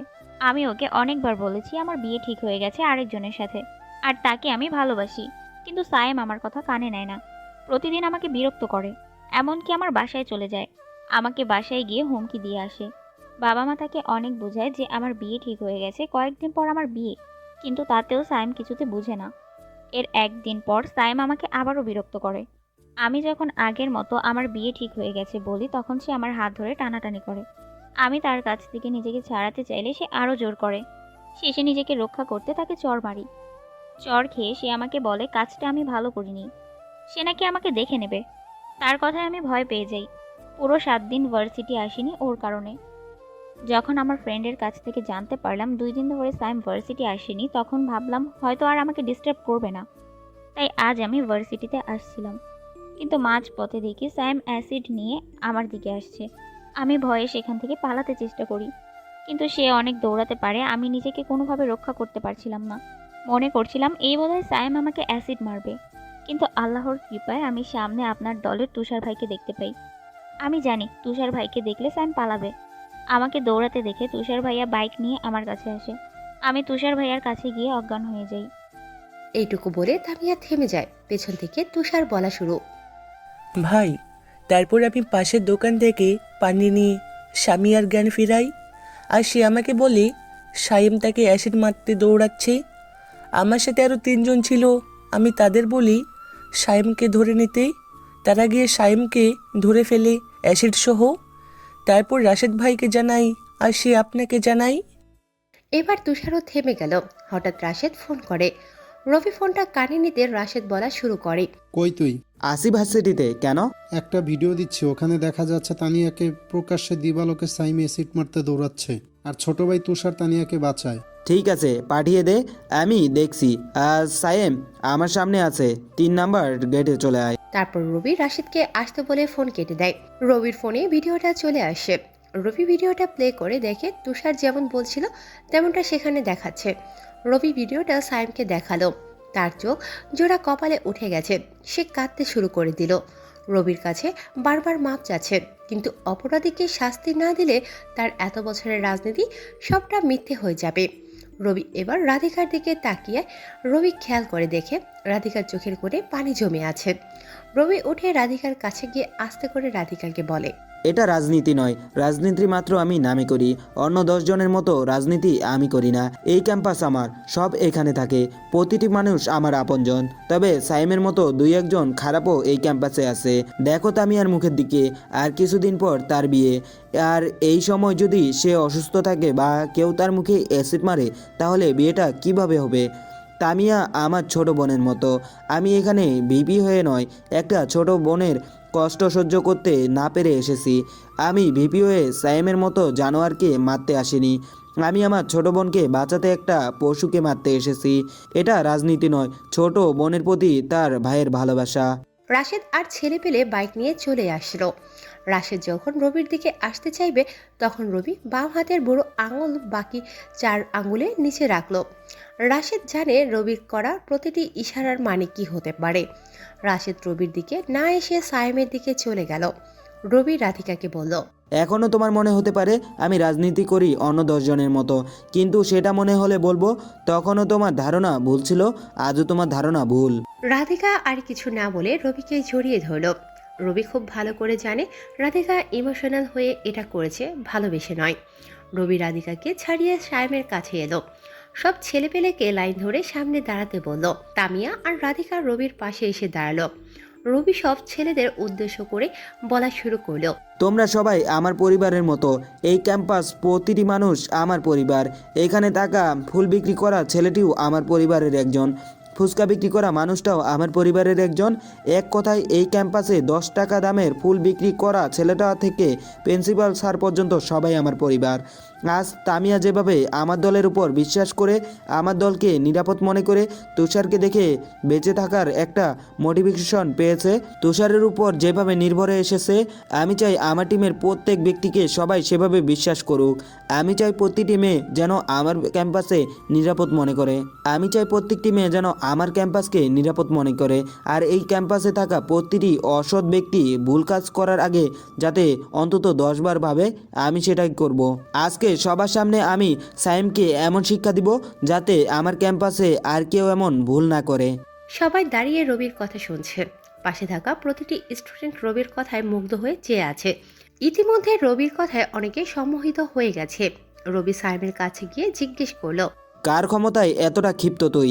সাইম কিছু না বলে চুপ করে আছে। রবি রেগে গিয়ে নাক বরাবর একটা বসিয়ে দিল। নাক দিয়ে অনেক রক্ত বের হচ্ছে। রবি আবার জিজ্ঞেস করলো, কার ক্ষমতায় সে চলে? কিন্তু সাইম এবারও মুখ খুলছে না দেখে রবি আরো একটা বসিয়ে দিল। এবার সাইম মুখ খুলল। আমি এমপির ক্ষমতায় চলি, তুই আমার কিচ্ছু করতে পারবি না। রবি সাইমের কথা শুনে হাসা শুরু করলো। তার সাথে সাথে রবির ছেলেরাও হাসা শুরু করলো। রবি হাসি থামাতে সবাই একসাথে হাসি থামিয়ে ফেললো। রবি সাইমকে বলল, দেখি তোর বাপ আজ তোকে বাঁচাতে আসে নাকি। পেছন থেকে রাশেদকে ডাক দিল। রাশেদ কাছে এলো আর রবি এমপিকে ফোন দিতে বলল। রাশেদ এমপিকে ফোন দিল। প্রথমবার ফোন বন্ধ দেখাচ্ছে, দ্বিতীয়বার ফোন দিতে রিং হলো। রাশেদ রবিকে ফোন দিল। এমপি ফোন ধরতে বলল, কে? আপনার শুভাকাঙ্ক্ষী। Wrong number. সঠিক নাম্বার এমপি সাহেব। আপনি কে বলুন তো? স্যার আমি কে সেটা বড় কথা নয়, আমার পরিচয়টা না হয় পরে পাবেন, আগে আমার কথা শুনুন। কি কথা? এবার রবি সবাইকে চুপ থাকতে বলে ফোনের লাউড স্পিকার অন করলো। তারপর রবি বলল, স্যার আপনার একটা ছেলে অপরাধ করেছে, একটা মেয়েকে অ্যাসিড মারতে চেয়েছে, এখন বলুন তাকে কি করব। আমার ছেলেরা এসব করতে পারে না। এটাই করেছে সাইম। কোন সায়েম? রবি এবার সাইমের দিকে ইশারা করে বলল। দেখ কার হয়ে কাজ করিস, যে কিনা তোকে চিনেও না। রবি আবার এমপিকে বলল, আপনি চিনেন না, তাহলে মেরে ফেলি সাইমকে। তাকে আমি চিনি না, তার কথা না বললেও চলবে। ফোন রাখছি। এই বলে এমপি ফোন কেটে দিল। রবি সাইমকে বলল, দেখ কার জন্য কাজ করিস, সে নাকি তোকে চিনেও না। সে যখন আমাকে বাঁচাতে আসেনি, তাকেও আমি বাঁচতে দেব না। তাদের সব প্ল্যান বলে দেব আমি। তুই কি জানিস তা আমি আগে থেকে জানি। না ভাই, জানেন না, অনেক কিছু জানেন না। তুই যা জানিস তার থেকে বেশি জানি। দেখি বল তুই কি জানিস। এই ক্যাম্পাসে এমপি ড্রাগসের বিজনেস করতে চায়। তুই কি মনে করিস আমি এসব জানি না? তাহলে আমি বলি, তুই শোন, তুই তামিয়াকে কখনো ভালোবাসিস নাই। এমপির কথায় তুই তামিয়াকে অ্যাসিড মারতে চেয়েছিস, শেষে ফায়দা হতো এমপির। তার কথায় তুই তামিয়াকে অ্যাসিড মারতি, আর আমার ক্যাম্পাসের সবাই সেটা নিয়ে আন্দোলন শুরু করত। পুলিশের সাথে স্টুডেন্টের মারামারি হতো, শেষে পুরো ভার্সিটির উপর প্রশাসনের চাপ পড়তো, ক্যাম্পাসে পুলিশ ঢুকিয়ে দিত। পুলিশ কিছুদিন এদিক সেদিক করে এমপি নতুন কাউকে এনে ভিপিতে বসাতো, তারপর তার ইচ্ছে মতো সব কাজ চলতো। এই ছিল এমপির প্ল্যান। সে আরও অনেক চালাক মাস্টার প্ল্যান করেছে, আমি সেটাও জানি। রবির কথা শুনে সাইম চোখ জোড়া কপালে উঠে গেল। রবি চিৎকার দিয়ে বলল, যে সিট তামিয়াকে মারতে চেয়েছিস, সেই সিট আমি তোকে মারবো সবার সামনে। রবির কথা শুনে সাইম আরো ভয় পেয়ে যায়। রবি তামিয়া রাধিকাকে বলে উল্টো দিকে ঘুরে অ্যাসিড মারলে সাইমের চিৎকার শুনলেও যাতে না দেখে। পুলিশকে দিয়ে দেন, তাহলেই তো হয়। তোমার পুলিশ কিচ্ছু করবে না, এমপির কথায় সব করে। যে ছেলেটা পুলিশের চাকরি নেওয়ার সময় এমপির কথায় পেল চাকরি, এমপির সুপারিশে চাকরি পেল, সে আর যাই করুক এমপির কথার বাইরে কাজ করবে না। আমাদের দেশের পুলিশের সব চাকরি কোনো এমপি মন্ত্রীর কথাই হয়, আর চাকরি পাওয়ার পরে তারা এমপি মন্ত্রীর কথাই ওঠা বসা করে। তারা ভুলে যায় এই চাকরিটা দেওয়া হয়েছে আইন প্রতিষ্ঠা করতে, কোনো এমপি মন্ত্রীর অর্ডার শুনতে নয়। আমার মতো পুলিশ কিছু করবে না মানে? কথার কথা বললাম সেটা।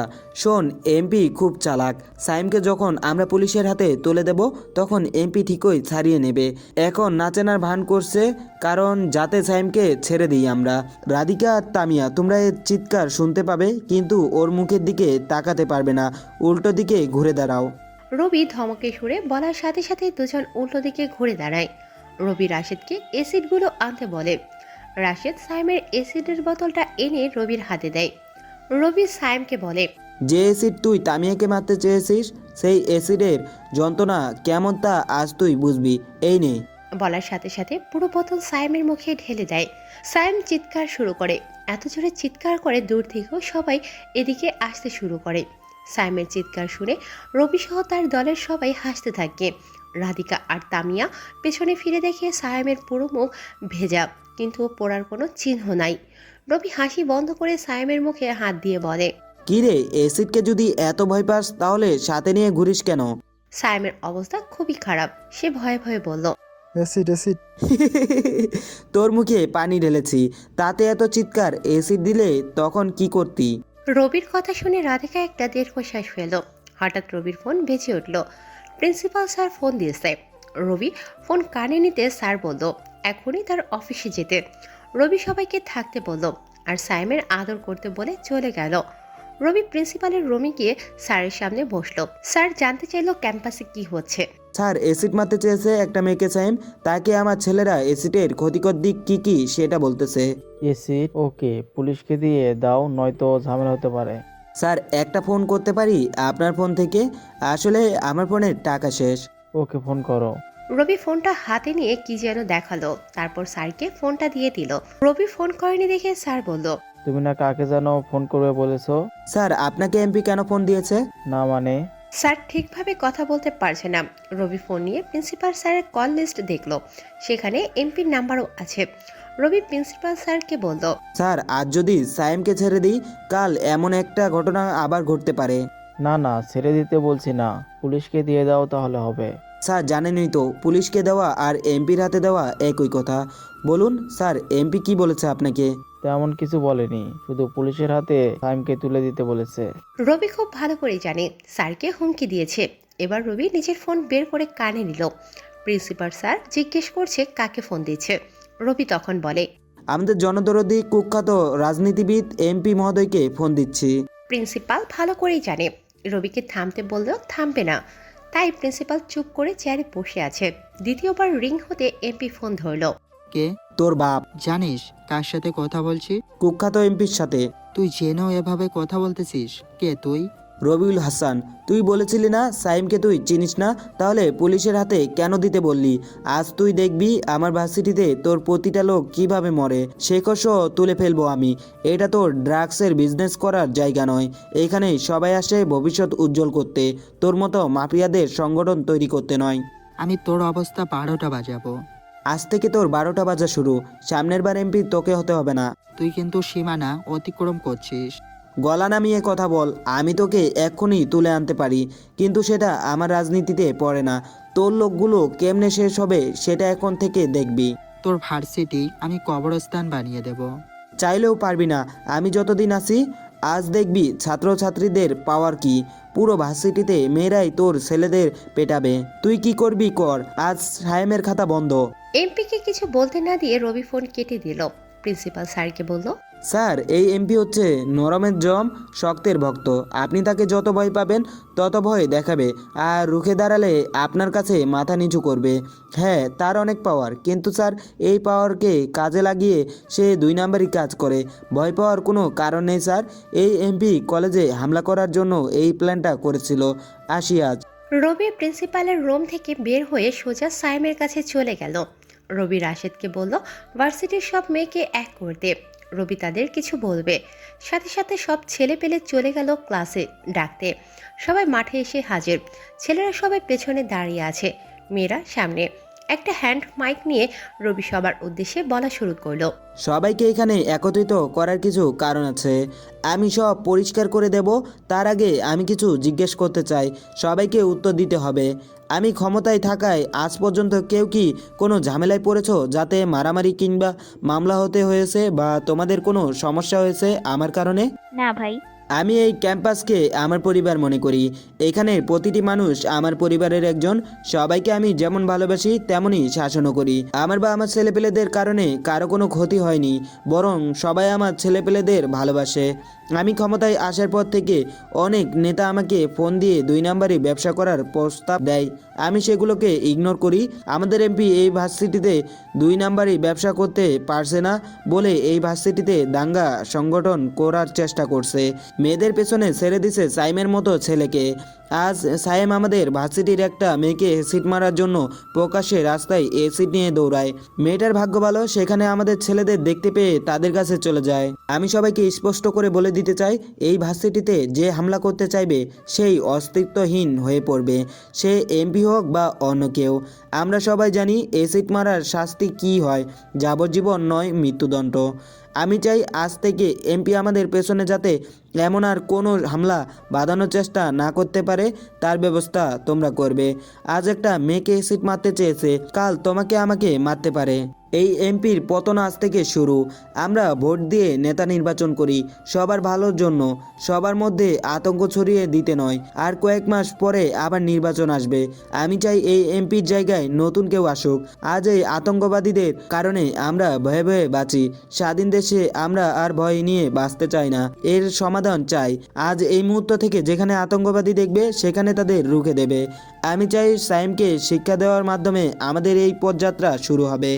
এক বোনকে অ্যাসিডের হাত থেকে বাঁচিয়ে আমি আনতে পেরেছি, কাল যাতে নিজেকে রক্ষা করতে পারে সেজন্য মেয়েদের আরও সাহসী হতে হবে, রুখে দিতে হবে এসব আতঙ্কবাদীদেরকে। যাও তোমরা। রবির কথা শেষ হতে না হতে সব মেয়েরা সাইমের দিকে এগিয়ে যাচ্ছে। রবি বাইক নিয়ে কিছুটা দূরে চলে এলো। সব মেয়ে সাইমকে অনেক মারতেছে। সাইমের মৃত্যু সেখানেই অনিবার্য। রবি একটা ভিডিও করে এমপিকে দিল আর ফোন দিল। এমপির সাথে সাথে ফোন ধরলো। এতদিন আমি তোর কোনো পথে আসিনি, আজ থেকে প্রতিটি পদে আমি তোর বিরুদ্ধে আছি। ভিডিওর মতো আজ থেকে তোর পতন শুরু। তুই কি মনে করিস সাইমকে মেরে তুই অনেক কিছু করে ফেলেছিস? শোন, একজন গেছে তাতে আমার কিছু আসে যায় না, এটা মনে রাখিস। আমি তোর থেকে কয়েক পা এগিয়ে থাকি। কোথায় তুই এগিয়ে আছিস তা আমি ভালো জানি, আর কোথায় পা ফেলবি তাও আমার জানা আছে। সব মন্ত্রীদের সাথে তোর কানেকশন আমি কেটে দেব। আর বলছি কয়েক পা এগিয়ে থাকিস, তাই না? আরে তুই আমার কথা শোন, তুই কোথায় পা ফেলিস তা আমি ভালো করে জানি। আমি তোর পা ফেলার স্থানে কাঁটা বিছিয়ে দেব, যাতে তুই পরের পা ফেলতেও না পারিস। এমপি কিছু বলতে যাবে, কিন্তু তার আগে রবি ফোন কেটে দিল। অনেকটা সময় হলো, খিদেও লেগেছে। রাধিকাকে নিয়ে আবারও রেস্টুরেন্টে গেল। দুপুরে খাবার সেখানে খেলো। রবি অনেক ক্লান্ত, তাই বাসায় যাওয়ার কথা চিন্তা করলো। রাধিকাকে রেস্টুরেন্টে রেখে একটু বের হলো। একটু পর ফিরে আসলো 2টা গোলাপ নিয়ে। ফুলগুলো রবি নিজের কোমরে পিছনে লুকিয়ে রাখলো। তারপর রাধিকাকে বাইকে নিয়ে বাসায় পৌঁছে দিল। বাইক থেকে নেমে রাধিকা কিছু না বলে বাসার দিকে যাচ্ছিল। তখনই রবি পেছন থেকে ডাক দিল। রাধিকা রবির কাছে আসলো। রবি নিজের কোমর থেকে গোলাপ দুটি বের করে রাধিকাকে দিয়ে বলল, আজ একদিন শেষ, আর যে 6 দিন আছে তার মধ্যে অনেক কিছু দেখবে। এই গোলাপ দুটি রাখো, খুব যত্ন করে রেখো, শুকিয়ে গেলেও ফেলে দিবে না। আজ থেকে 6 দিন পর মানে শেষ দিন তোমাকে দেওয়া প্রতিটি গোলাপ আমি ফেরত চাইবো। সব গোলাপ তুমি আমাকে দিয়ে দিবে। আরও অনেক কিছু দিতে পারি, সেসব চাইবো না, তবে গোলাপগুলো চাইবো, কারণ এই প্রথম আমি কাউকে গোলাপ দিলাম। আসি। রাধিকা রবির দিকে চেয়ে আছে। রবি বাইক ঘুরিয়ে চলে আসলো। অনেক ক্লান্ত, তাই বাসায় পৌঁছে ফ্রেশ হয়ে শুয়ে পড়ল। একটুতেই ঘুম চলে আসলো। একেবারে ঘুম ভাঙলো মাগরিবের পরে, তাও রাশেদের ফোনের আওয়াজে। ফোন ধরে কানে নিতে রাশেদ বলা শুরু করলো, ভার্সিটিতে পুলিশ আসছিল। এমপি পাঠাইছে আর কি? হ্যাঁ, সাইমকে মেরে ফেলার অপরাধে পুলিশ তোকে গ্রেপ্তার করতে চায়। সাক্ষী ছাড়া আসামিকে কোর্ট পর্যন্ত নিতে পারে, আর কিছু করতে পারে না। তাই আবার চলে গেছে। কেউ তো আর আমার বিরুদ্ধে সাক্ষী দিতে যাবে না। হ্যাঁ, তাও সাবধানে থাকিস। হায় রে কপাল, এসব তোকে চিন্তা করতে হবে না, বরং তোরা সাবধানে থাকিস। বিশেষ করে তুষারকে সাবধানে থাকতে বলিস। সাইমকে তুষার ধরছে, তাই ওকে পুলিশ বা এমপির লোক টার্গেট করতে পারে। ওকে, তাকে আমি বলে দেব। তারপর রবি ফোন কেটে দিল। রাতে কম্পিউটারে কিছু কাজ শেষ করে ঘুমিয়ে পড়ল। সকালে ভার্সিটিতে গিয়ে দেখে অনেকগুলো গাড়ি। ভার্সিটিতে যেতে রাশেদের সাথে দেখা। রাধিকাও রাশেদের সাথে ছিল। রাশেদ আসতে রবি বলল, এত গাড়ি কিসের এখানে? এমপি থেকে অনেকে আসছে কালকের ঘটনার জন্য। 10 মিনিট হলো বসে আছে। ভাবছিল তুই তাড়াতাড়ি আসবি, কিন্তু তোর ফোন তোলার সময় হয়নি। যা, অপেক্ষা করছে সবাই। কে কে আসছে ওখানে? 7 নেতা আসছে, এমপি, মেয়র, ডিসি, তারেক ভাই সহ। 7 জন যে বললি? বাকিদের চেনা নাই। আর শোন, এমপিকে চাইলে এখন থেকে ঘায়েল করতে পারবি। দেখা যাক, ওরা তো প্রিন্সিপাল স্যারের রুমে আছে না? হ্যাঁ, আমরা বাইরে আছি, কোনো দরকার পড়লে বলবি। ওকে, তো রাধিকা কেমন আছো তুমি? ভালো। আপনি তো মনে হয় ভালো নেই। এই আপনি ডাকাটা বন্ধ করে এখন থেকে তুমি করে বলবে। আর আমি ভালোই আছি। পারবো না তুমি বলতে। তর্ক করার সময় নেই, তুমি রাশেদের সাথে থেকো, আমি গিয়ে দেখি এমপির কি অবস্থা। রবি প্রিন্সিপাল স্যারের রুমে চলে গেল। সবাই সেখানে বসে আছে। রবি সবাইকে সালাম দিয়ে বসে পড়ল। রবি সবাইকে উদ্দেশ্য করে বলল, আপনারা সবাই এখানে? কোনো সমস্যা?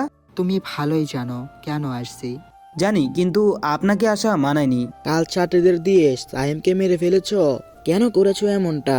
তাহলে কি আপনাদের হাতে তুলে দেওয়া উচিত ছিল? অবশ্যই আমরা জানি অপরাধীদের কিভাবে শাস্তি দিতে হয়। তুমি তাকে পুলিশের কাছে না দিয়ে তোমরাই মেরে ফেললে। দেখুন স্যার, আপনারা নামে আছেন, কোনো আইন আপনারা রক্ষা করেন না। আপনাদের সবার মুখোশের আড়ালের চেহারা আমার জানা আছে। কি মনে করেন আমি বোকা? ডিসি স্যার, আপনি পুলিশের চাকরি কিভাবে নিয়েছেন মনে আছে? ঘুষ তো দিচ্ছেন, সাথে বলেছেন নেতাদের রক্ষার জন্য আপনি সব করবেন। আপনি বলেননি আইন রক্ষা করবেন। মুখ সামলে কথা বলো। রবি বুঝে গেল একে বললে কিচ্ছু হবে না, দেখাতে হবে। রাশেদকে ফোন দিল আর রাশেদের কাছে থাকা পেন ড্রাইভ আনতে বলল। রাশেদ পেন ড্রাইভ রবিকে দিয়ে চলে গেল।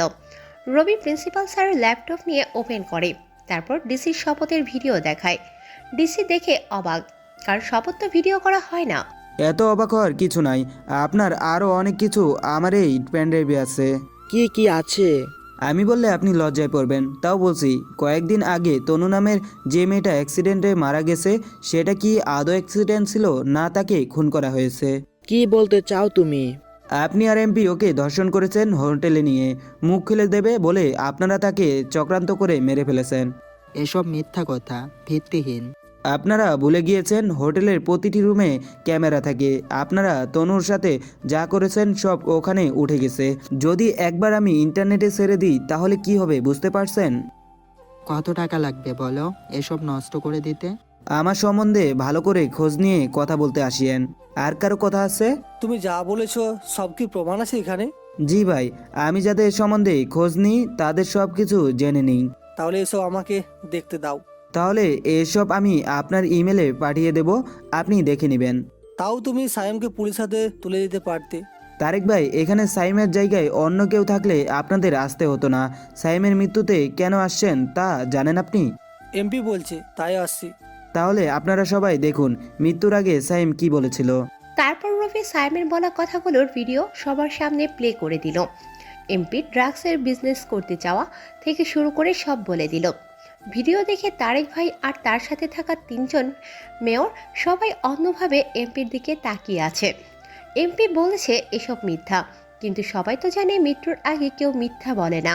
সায়েমকে পুলিশের হাতে না দেওয়ার কারণ কি? আপনার কথায় ড্রাগস সহ ধরা পড়া আপনার ভাইয়ের ছেলেকে যদি পুলিশ ছেড়ে দিতে বাধ্য হয়, তাহলে এমপির কথায় কেন পুলিশ সাইমকে ছাড়তে বাধ্য হবে না?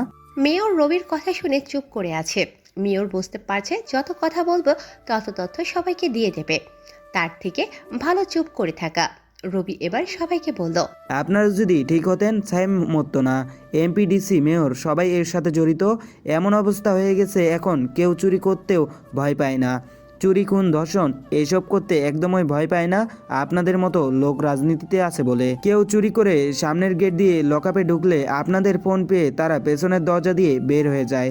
খুন করেও একই অবস্থা, 4 দিন লকআপে থাকবে, পরে বের হয়ে যাবে। আর ধর্ষণ বলতেও লজ্জা করে। মিডিয়া গরম থাকবে 4 দিন, 5ম দিনে ধর্ষণের খবর চাপা দিতে কোনো অভিনেত্রী এসে ন্যাকামি করবে মিডিয়ায়, তারপর সে ভাইরাল হয়ে যাবে, চাপা পড়ে যাবে ধর্ষণের খবর। কোনো এমপি, মন্ত্রী মিডিয়ায় এসে ন্যাকামি করবে, তারা ভাইরাল হয়ে যাবে, চাপা পড়ে যাবে খুনের খবর। কেউ শসা দিয়ে বেগুনি বানানোর কথা বলবে, কেউ কুমড়া দিয়ে বেগুনি বানানোর কথা বলবে, তারা ভাইরাল হয়ে যাবে, চাপা পড়ে যাবে সাগর রনি হত্যার খবর। আজকে আপনাদের মতো নেতার কারণে মহেশখালীতে 4-5 জন হিন্দুর ছেলে মিলে একটা মুসলিম মেয়েকে ধর্ষণ করেছে। শেষে পাহাড়ের চূড়া থেকে ধাক্কা দিয়ে তাকে মেরে ফেলার চেষ্টা করা হয়েছে। তার জন্য আপনাদের মতো সেখানকার মেম্বার থেকে শুরু করে এমপি পর্যন্ত সবাই দায়ী থাকবে। কে ধর্ষণের শিকার হয়েছে সেটা বড় কথা নয়, ধর্ষণ কে করেছে সেটাই বড় কথা। সেখানকার মানুষ 4 দিন এর বিচার চাইবে, 5ম দিন কোনো একজন এসে তিলকে তাল বানিয়ে ভাইরাল হয়ে যাবে। সেখানকার স্থানীয় মানুষও ধর্ষণের খবরটা ভুলে যাবে, সারা জীবন কষ্ট পেয়ে বেড়াবে সেই মেয়েটি।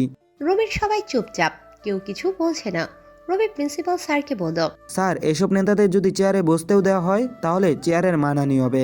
মাঝখানে তারেক ভাই বলে উঠল, যদি এমপির এসব ঘটনা সত্যি হয় তাহলে আমি আর তার সাথে নেই। সাথে সাথে তারেক ভাইয়ের সাথে থাকা 3 জনও বলল তারাও থাকবে না এমপির সাথে যদি তার অপরাধ প্রমাণ হয়। ওর সব কিছু আমার সিকিউরিটি সিস্টেমে আছে, এই পেন ড্রাইভেও কিছুটা আছে, বাসায় গিয়ে আমি মেল করে দিব। এই এমপি আর ডিসি কি জঘন্য তা নিজেই দেখবেন। তারপর রবি রুম থেকে বের হয়ে এলো। সবাই মুখ কালো করে নিজের গাড়িতে চলে গেল। শুধু তারেক ভাই আর তার সাথে থাকা 3 জন আছে। রবি প্রিন্সিপাল স্যার রুমে বাইরে দাঁড়িয়েছিল। তারেক ভাই এসে রবির কাঁধে হাত দিয়ে বলল, তোমার মতো রাজনীতি যদি সবাই করতো তাহলে এতদিনে এই দেশের সব সমস্যা সমাধান হয়ে যেত। রাজনীতি ভাই আমার আসল উদ্দেশ্য নয়, দেশের সেবাই আমার মূল উদ্দেশ্য। আসি, নিজের খেয়াল রেখো। সবাই চলে গেল। রাশেদ এখনো চিন্তা করছে রবি বাইরে কেন আসে না। সবাই তো চলে গেল। রাশেদ প্রিন্সিপালের রুমে যেতে যাবে, তখনই রবি বের হয়ে আসলো। রাশেদ রবিকে জিজ্ঞেস করলো, সব ঠিক আছে তো? হ্যাঁ, এদিকে আমার সব ঠিক আছে, কিন্তু এমপিডিসি আর মেয়রের অবস্থা খারাপ। কেন, কি হয়েছে? অপকর্মের কথা সবাইকে বলে দিলাম, এই আর কি। আর আমার মনে হয় তারা দেশ ছেড়েও পালাতে পারে, খেয়াল রাখিস। আচ্ছা, বলছি, রাধিকা অপেক্ষা করছে। মনে আছে। আর শোন, রাধিকার থেকে একটু সাবধানে থাকিস, যেখানে যাই করিস না কেন রাধিকার সামনে কোনো ভুল যেন না হয়। রাধিকার পিছনে টুইস্ট আছে নাকি? অনেক বড় টুইস্ট, আমি এসব আগে জানতাম। কি টুইস্ট?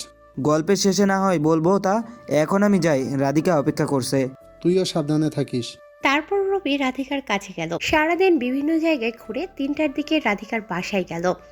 রাধিকাকে নামিয়ে দিয়ে দুটি গোলাপ তার হাতে দিয়ে রবি নিজের বাসায় চলে এলো। তারপর রবি ঘুম দিল। এদিকে এমপি, ডিসি আর মেয়র মিলে এমপির বাসায় আসলো। 3জন বসে কথা বলছে। এভাবে যদি ছেলেটা আমাদের পথের বাধা হয়ে দাঁড়ায়, তাহলে আমাদের সব বিজনেস শেষ হয়ে যাবে। সামনে ইলেকশন, আমাদের ক্ষমতা টিকিয়ে রাখাও অনেক টাফ হয়ে যাবে। স্যার, ওসব পরে ভাবা যাবে। তার আগে ওর কাছে যে প্রমাণগুলো আছে আমাদের বিরুদ্ধে, সেগুলোর কিছু করতে হবে। হ্যাঁ, ও বলেছিল ওর সিস্টেমের মধ্যে সব ডকুমেন্টস আছে। আমরা যদি ওর সিস্টেম হ্যাক করতে পারি, তাহলেই ও আমাদের বিরুদ্ধে জমা করা তথ্য কাউকে দেখাতে পারবে না, যদি আমরা সেগুলো নষ্ট করে দিই।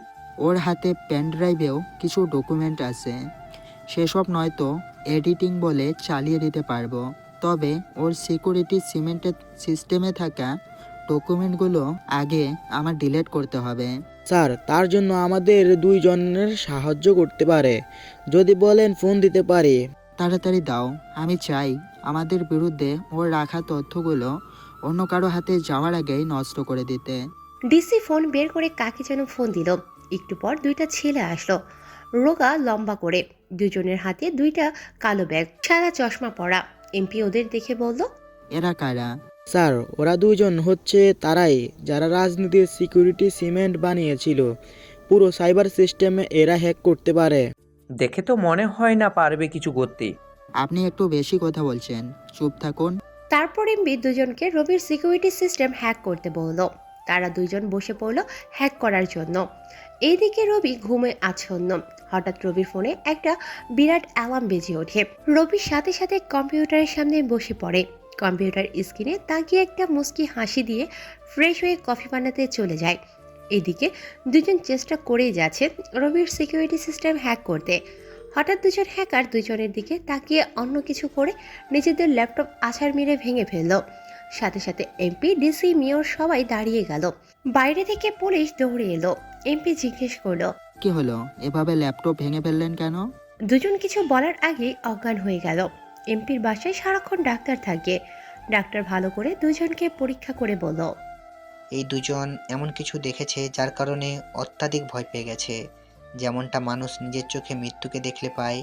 আর একটা কারণ হচ্ছে এদের 2জনের মুখে কিছু বিষাক্ত হাওয়া বা ল্যাপটপের স্ক্রিনের থেকে বের হওয়া রশ্মি তাদের মুখের উপর খুব খারাপ প্রভাব ফেলেছে, যার কারণে তারা অজ্ঞান হয়ে গেছে। যদি আর একটু দেরি হতো, মানে 10 সেকেন্ডের মতো সময় ধরে ল্যাপটপ স্ক্রিনের সামনে থাকতো, তাহলে তারা মারা কিংবা কোমাতে চলে যেত। তবে এখন তারা শারীরিকভাবে ঠিক আছে। যতক্ষণ তাদের জ্ঞান ফিরবে না, ততক্ষণ বলা যাবে না ওদের মেমোরি লস হয়েছে কিনা। তবে আমার মনে হচ্ছে মেমোরি লস হলেও অল্প সময়ে তা আবার ফিরে আসবে। ডক্টরের কথা শুনে এমপি সহ সবাই বেশ অবাক। সবার মাথায় একটা প্রশ্ন ঘুরছে, তারা কি এমন দেখলো যার কারণে মৃত্যুর দুয়ারে চলে গেছিল? হঠাৎ এমপির ফোনে একটা মেল আসলো, যেটা দেখে এমপির কাঁপাকাঁপি শুরু হয়ে গেল। ডিসি বুঝতে পারলো ফোনে এমপি কিছু একটা দেখেছে, যার কারণে এমন অবস্থা হলো এমপির। এমপি চুপ করে আছে, কিছু বলছে না দেখে ডিসি ফোনটা নিল। মেলটা পড়া শুরু করলো। মেলটাতে লেখা আছে, কেউ আমার সাথে লাগতে গেলে খারাপ কিছুই হবে। তোর বিজনেসের বেশ কিছু জায়গা আমি বন্ধ করে দিলাম, রবি। এটা বড় কোনো টুইস্ট নয়, তারপরেও এমপি ভয় পাচ্ছে। হঠাৎ ডক্টর এসে বলল, 2জনের জ্ঞান ফিরেছে আর তারা সুস্থ আছে, কোনো মেমোরি লস হয়নি। কি হয়েছিল জানতে সবাই আবারও বসে পড়ল। একটু পর 2জন আসলো। এমপি ওদের জিজ্ঞেস করলো কি হয়েছিল তাদের। তারপর তাদের মধ্যে একজন যে অপরজনের সিনিয়র সে বলা শুরু করলো। শুরু থেকে বলি, নয়তো কিছু বুঝবেন না। হ্যাঁ বল। এই সিকিউরিটি সিস্টেমটা আমরা বানিয়েছি একটা দেশের বিভিন্ন স্থানের মতো করে। যেমন ঢাকা হলো মূল সিস্টেম, আর চট্টগ্রাম, কক্সবাজার, খুলনা, রাজশাহী ইত্যাদি স্থান থেকে এই সিস্টেম দিয়ে ঢাকায় যে কোনো ফাইল যে কোনো কিছু পাঠানো যাবে, আর ঢাকা থেকে সবখানে। আবার চাইলে কক্সবাজার থেকে চট্টগ্রাম নিতে পারে, আবার রাজশাহী থেকেও কক্সবাজার নিতে পারে। এক কথায় যে কেউ কারো তথ্য তার অনুমতি ছাড়া নিতে পারে। কিন্তু আমরা যখন এই সিস্টেম হ্যাক করতে যাই তখন দেখি রবির সিস্টেম একটু ভিন্নভাবে সাজানো। সে সবার থেকে ডাটা নিতে পারবে, কিন্তু তার ডাটা কেউ নিতে পারবে না যদি সে নিজে না দেয়। আমরা শুধু ওর সিস্টেম হ্যাক করতে চাই, সেখানে আমাদের সমস্যা হয়। অনেক চেষ্টার পর আমরা তার একটা সিস্টেম হ্যাক করতে পারি। সেটা রবি নিজের ইচ্ছেতে নর্মাল করে রাখছিল, কিন্তু আমরা প্রথম সিস্টেম হ্যাক করার পর যখন দ্বিতীয় সিস্টেম হ্যাক করতে চাই, সাথে সাথে যে সিস্টেম উধাও হয়ে যায়, কারণ কোনো কারণ ছাড়াই দ্বিতীয় সিস্টেমটা খুলে যায়। আর তৃতীয় সিস্টেমের ওপরে ক্লিক করার আগে বুঝতে পারি সেখানে আরও 8টা সিস্টেম হ্যাক করতে হবে আমাদের, তাহলেই সম্পূর্ণ সিস্টেমটা হ্যাক করা পসিবল। যখন আমরা তৃতীয় সিস্টেমে ক্লিক করি, সাথে সাথে একটু লোগো আমাদের সামনে শো করে। যে লোগোটা বানানো হয়েছে একটা মানুষের 2 ঠোঁটের নিচের অংশ দিয়ে। আমরা বুঝতে পারছিলাম না কি করব। একটু পর দেখি লোগোটা অদৃশ্য হতে থাকে, একটু পর লোগোটা একদম ছোট হয়ে যায়, আর লোগোটা ঘুরে একটা বাক্স হয়ে যায়। বাক্সটা খুলতে কোড চায়, আর সে কোডটা বাক্সের নিচে লেখা থাকে। আমরা কোডটা দেখে লিখে দিই, আর বাক্সটা ওপেন হয়ে যায়। সেখানে একটা লেখা ওঠে, আর বাক্সটা আবারও আগের মতো মানুষের ঠোঁটের মতো হয়ে যায়, আর লেখাটা পড়ে। লেখাটি ছিল আর হ্যাকারের মুখ থেকে আর কি শোনার সাথে সাথে এমপি, মেয়র, ডিসি সবাই মাথায় হাত দিয়ে বসে পড়ল, কারণ সবাই জানে আর কেটা কে। হ্যাকার আবার বলা শুরু করলো। লেখাটা পড়ার পর আমাদের মনে ভয় চলে আসে। আমরা জানি ততক্ষণে আমাদের সিস্টেম হ্যাক করে তার কাছে চলে গেছে, আর আমাদের সিস্টেমে কিছু ইম্পর্ট্যান্ট জিনিস ছিল, তাই ল্যাপটপ ভাঙতে হলো। আর সবথেকে বড় কথা, এই বাক্সে কিছু ছিল যার কারণে আমরা এক নজরে ওই বাক্সর দিকে তাকিয়েছিলাম। মনে হচ্ছে এই বাক্সে এমন কোনো ভাইরাস ছিল যেটা ল্যাপটপের স্ক্রিনের বাইরে এসে কাজ করতে পারে। আমরা মনে হয় সম্মোহিত হয়ে গিয়েছিলাম, কারণ আমাদের আরও তাকিয়ে থাকতে ইচ্ছে করছিল। কিন্তু আমরা কিছুটা বুঝে যাই আমরা ভুল কিছু করছি, তাই ল্যাপটপ ভেঙে দিই। আর অল্প সময় হলেই তো আমাদের প্রাণটাই চলে যেত। আমরা আসি, আর কখনো এসব কাজে আমাদের ডাকবেন না।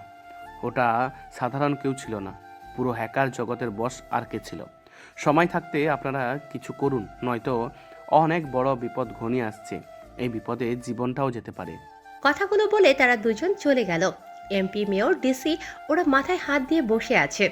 যদি সে আর কে হয় তাহলে সবার ইতিহাস এখানেই শেষ হয়ে যাবে, আর যদি না হয় তাহলে বেঁচে যাবে। এদিকে কফিতে চুমুক দিতে দিতে কম্পিউটার স্ক্রিনের দিকে তাকিয়ে হাসছে রবি। কফি শেষ হতে কম্পিউটার অফ করে দিয়ে ব্যালকনিতে দাঁড়িয়ে বাইরের দিকে তাকিয়ে আছে। ভাবলো রাধিকাকে একটু ফোন দেবে, যে ভাবা সেই কাজ। প্রথম রিং হতে না হতেই রাধিকা ফোন তুলল। আরে বা, আমার ফোনের অপেক্ষায় ছিলে মনে হচ্ছে। তেমন কিছু না, ফোন হাতে ছিল তাই ধরলাম। মনে হয় ভুল হয়েছে, দেরি করে ধরাই উচিত ছিল। না না, এখন ঠিক আছে। দেরি করে ধরলে একটু বেশি কথা বলতে পারবো না। বলেন, কি বলবেন? কেমন আছো? এইটা জানতে ফোন দিছেন? না মানে একটু কথা বলবো বলে ফোন দিছি। যদি তুমি বিজি থাকো তাহলে ফোন রাখছি। ওকে, রাখেন। ওকে, রাখছি। কাল একটা সারপ্রাইজ আছে তোমার জন্য। ওকে। রাধিকার কথায় রবি কোনো রসকস না পেয়ে ফোন কেটে দিল। আরও কিছু সময় ব্যালকনিতে দাঁড়িয়ে রুমে চলে গেল। হঠাৎ রাশেদ ফোন দিয়ে বলল তুষারের বাসায় পুলিশ গেছে। রবি রাশেদের ফোন কেটে দিয়ে তুষারকে ফোন দিল। রিং হওয়ার সাথে সাথে তুষার ফোন তুলল। কই তুই? পুলিশ কেন তোর বাসায়? ভাই, সাহেব মারার জন্য আমাকে ধরতে আসছি। ওখানে সিনিয়র কর্মকর্তা কে আছে? ভাই, ওসি আছি। ফোনটা ওকে দে। তুষার ফোনটা ওসিকে দিল। হঠাৎ রবির ফোনে আরও একটা কল আসলো, যেটা রাধিকা দিচ্ছে। রবির ফোন ওয়েটিংয়ে পেয়ে আবার কেটে দিচ্ছে। এদিকে ওসি ফোন কানে দিল। হ্যালো, তুষারকে কেন ধরতে এসেছেন? সায়ামের খুনের সাথে সেও জড়িত। ভুলে যান, ছোট্ট একটা অ্যাক্সিডেন্ট মনে করে এই কেস ওখানে বন্ধ করে দেন। তা আমার কারো থেকে শিখতে হবে না। মনে হয় আমাকে চিনতে পারেননি। রবি বলছি। তাতে কিছু আসে না, আমি গ্রেপ্তার করতে আসছি, গ্রেপ্তার করে যাব।